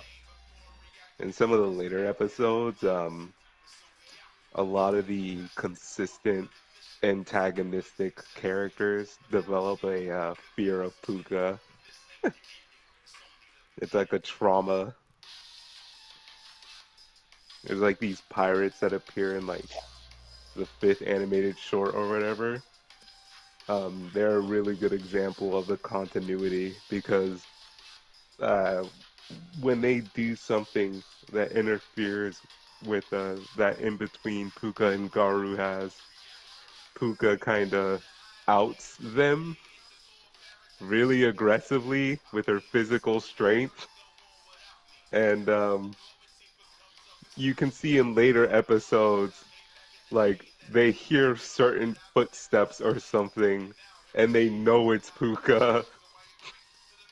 Like, if they do something really bad, because Puka's also kind of a vigilante, so they do something really bad, and Puka's like, you know, she gets this angry, like, red gradient on her face, and that's when you know you've messed up. Because she doesn't, like, stop to give you a chance. If she wants to beat you up, she'll beat you up. You'll be like, hey, let's talk about this, and she'll just beat you up. No halt.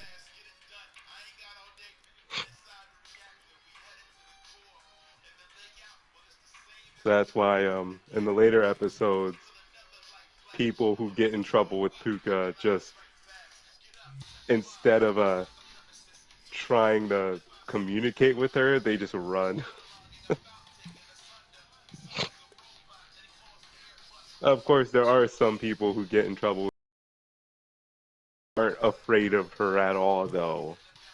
Like, there's this other lady who likes Garu, and she's really competitive about Puka liking Garu.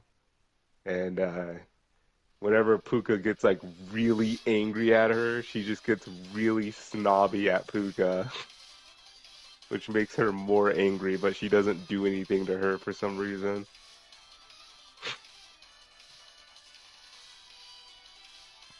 And then there are like, I guess, well, actually, I know why Puka doesn't really do anything to her. It's not like she's super evil or anything. Not only that, but she's part of the Suga squad in the new series. So, well, like she isn't technically part of the Suga squad, but she's like a third wheel, you know. Um, Even though the Suga squad has like a lot of characters, it's just the only position I could explain her to be in is like a third wheel position. She's just kind of in the squad, but not really, which is enough for if Puka's angry at her instead of just like, you know, capsuling her essentially, she just shows her emotions other ways.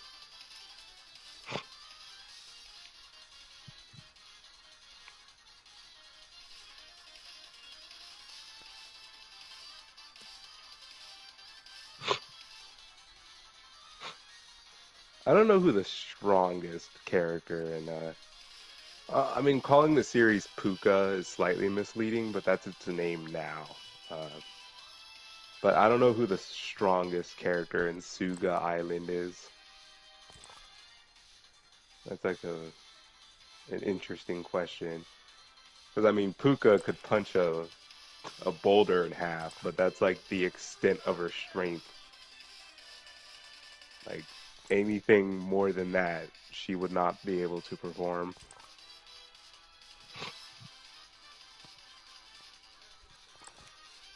I guess her head is also her strongest part of her body. Like she's quote unquote really hard headed. So something like a Headstrong.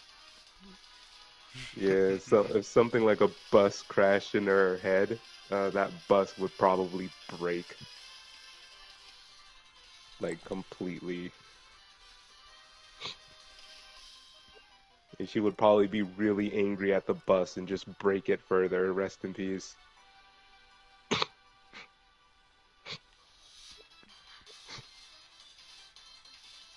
Garu is probably the most skilled character in Suga, but definitely not the strongest. He's just really technically executed.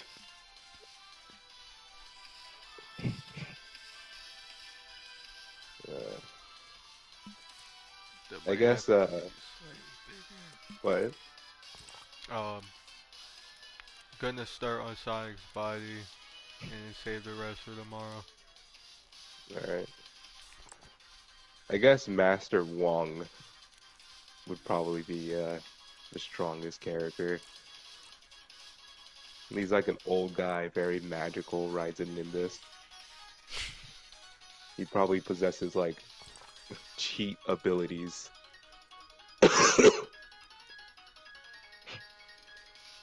So let's say if Suga had a crazy tournament where they all had to like 1v1 each other or something, uh Puka's not winning against Master Wong, I'm sorry.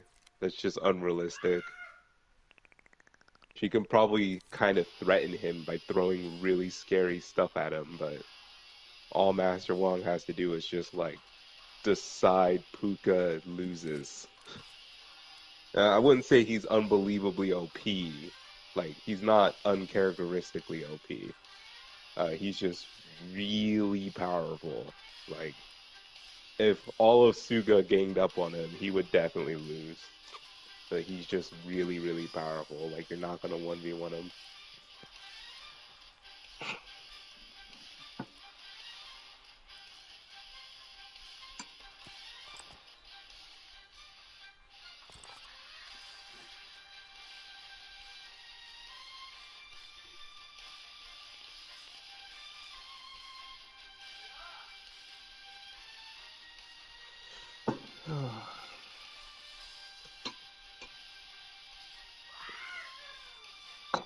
Oh, and then there's I forgot his name, but he's like this blonde guy. Um, kind of looks like a Star Wars character. Uh, he's a really strong one too. He's a really tough opponent. He would probably also win in a 1v1 against Puka. He'd be afraid of approaching her, but he's got like quite quite powerful arsenal and a good ability to use that arsenal. Like he's the kind of guy with a sword that someone like Puka could not just stop in place by grabbing. It would cut right through her.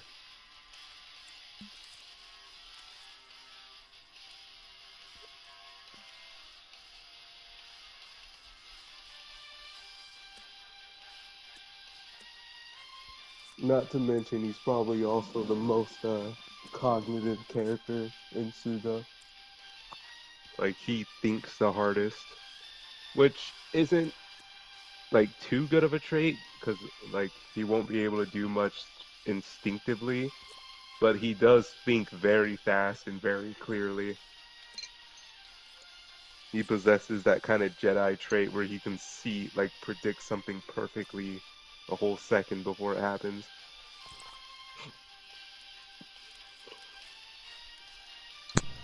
Alrighty. Done moderating a server. Alright. You thinking of adding emotes? I've already added some. Or the little emoji things. That's nice. I forgot which was that. I think I added basically a what the fuck emotion. Something if you wanted to call someone a furry. And then a you horny emoji. In case someone's being slightly sus. Alright.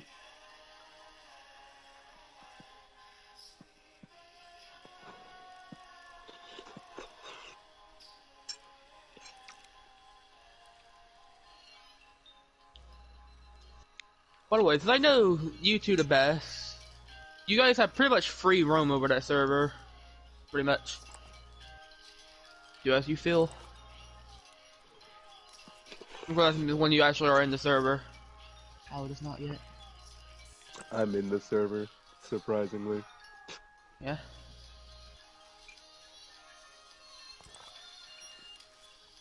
And the most I'll do is just moderate chat and add emotes. Alrighty. Yeah, that looks nice. I'm not even sure why I randomly decided to make that server literally in the middle of last night. Up to about 6 working on that thing.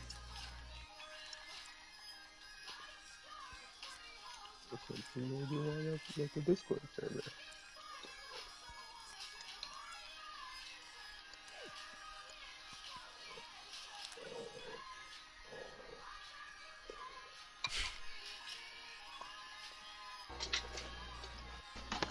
So in game it is getting dark. And I was about to do a thing. But would like to do it during the day. Well, I'm not even sure if I can. My controller's not turning on now, which is annoying. I forgot to charge it. Yeah, I have to charge it.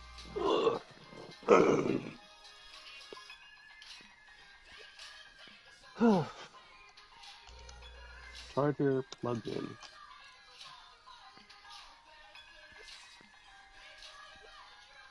Alright.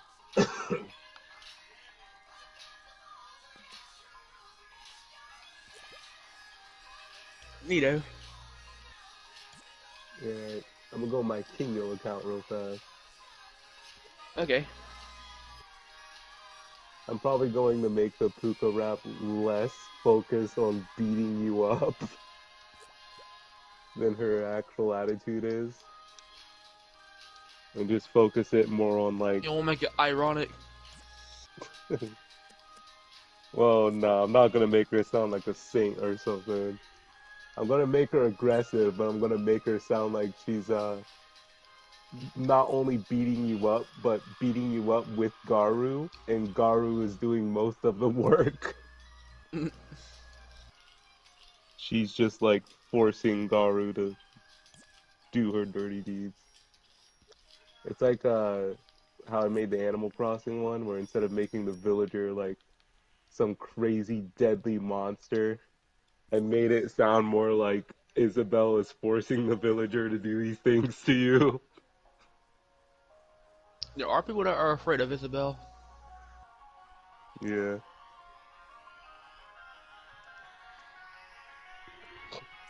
Rayman. Isabelle's just like, Which that rap is really aggressive, by the way. She literally starts off with uh what was it? I forgot what the first few lyrics were, but picture some filler sentence, and then she's like, "You're still here after everything I did to try to get you to move out. You're still here." That's it. I gotta call the villager. And then you hear the Aggression. villager in the background starting to go, yeah, yeah, yeah, yeah, yeah, but it's super quiet. And then she says, the big villager. And that's when the villager gets loud.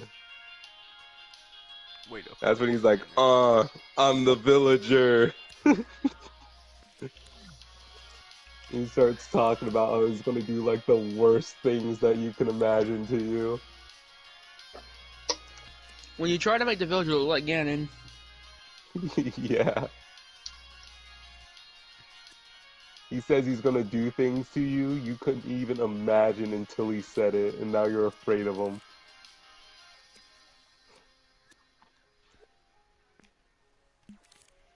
Like that one line, he's gonna take you to the pocket land, bro. What's that? What's the pocket land? Then you get scared. You're like, I don't know what that is. they're going to hoist you up and in neutral be you. Yep. They're gonna throw you like a projectile so they can catch you.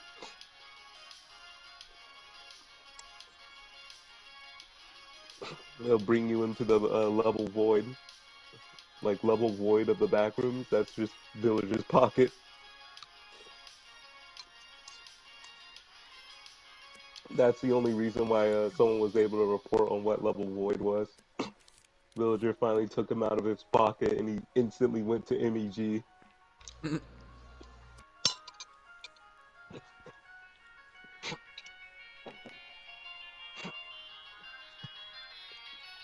Oh, Hollow, did you see Kane Pixel's new Backrooms video? Not quite. There's like a lore in it that explains how something gets stuck in the backrooms. Like, because in Kane Pixel's Backrooms, it's not just like you no clip out of reality and you fall into the backrooms or something. There's like this whole ass huge, super complicated machine that like distorts reality. Not like not okay. It makes an anti-de Sitter space or a non-Euclidean space, and in that space is where like the infinite rooms are. But the space is still like right there in reality. Like you can enter and exit the space as you please. How someone would get stuck in the back rooms though is if the machine, which I forgot like the abbreviation, if the machine were to turn off while you're inside of it, now you're stuck in that anti-de Sitter space.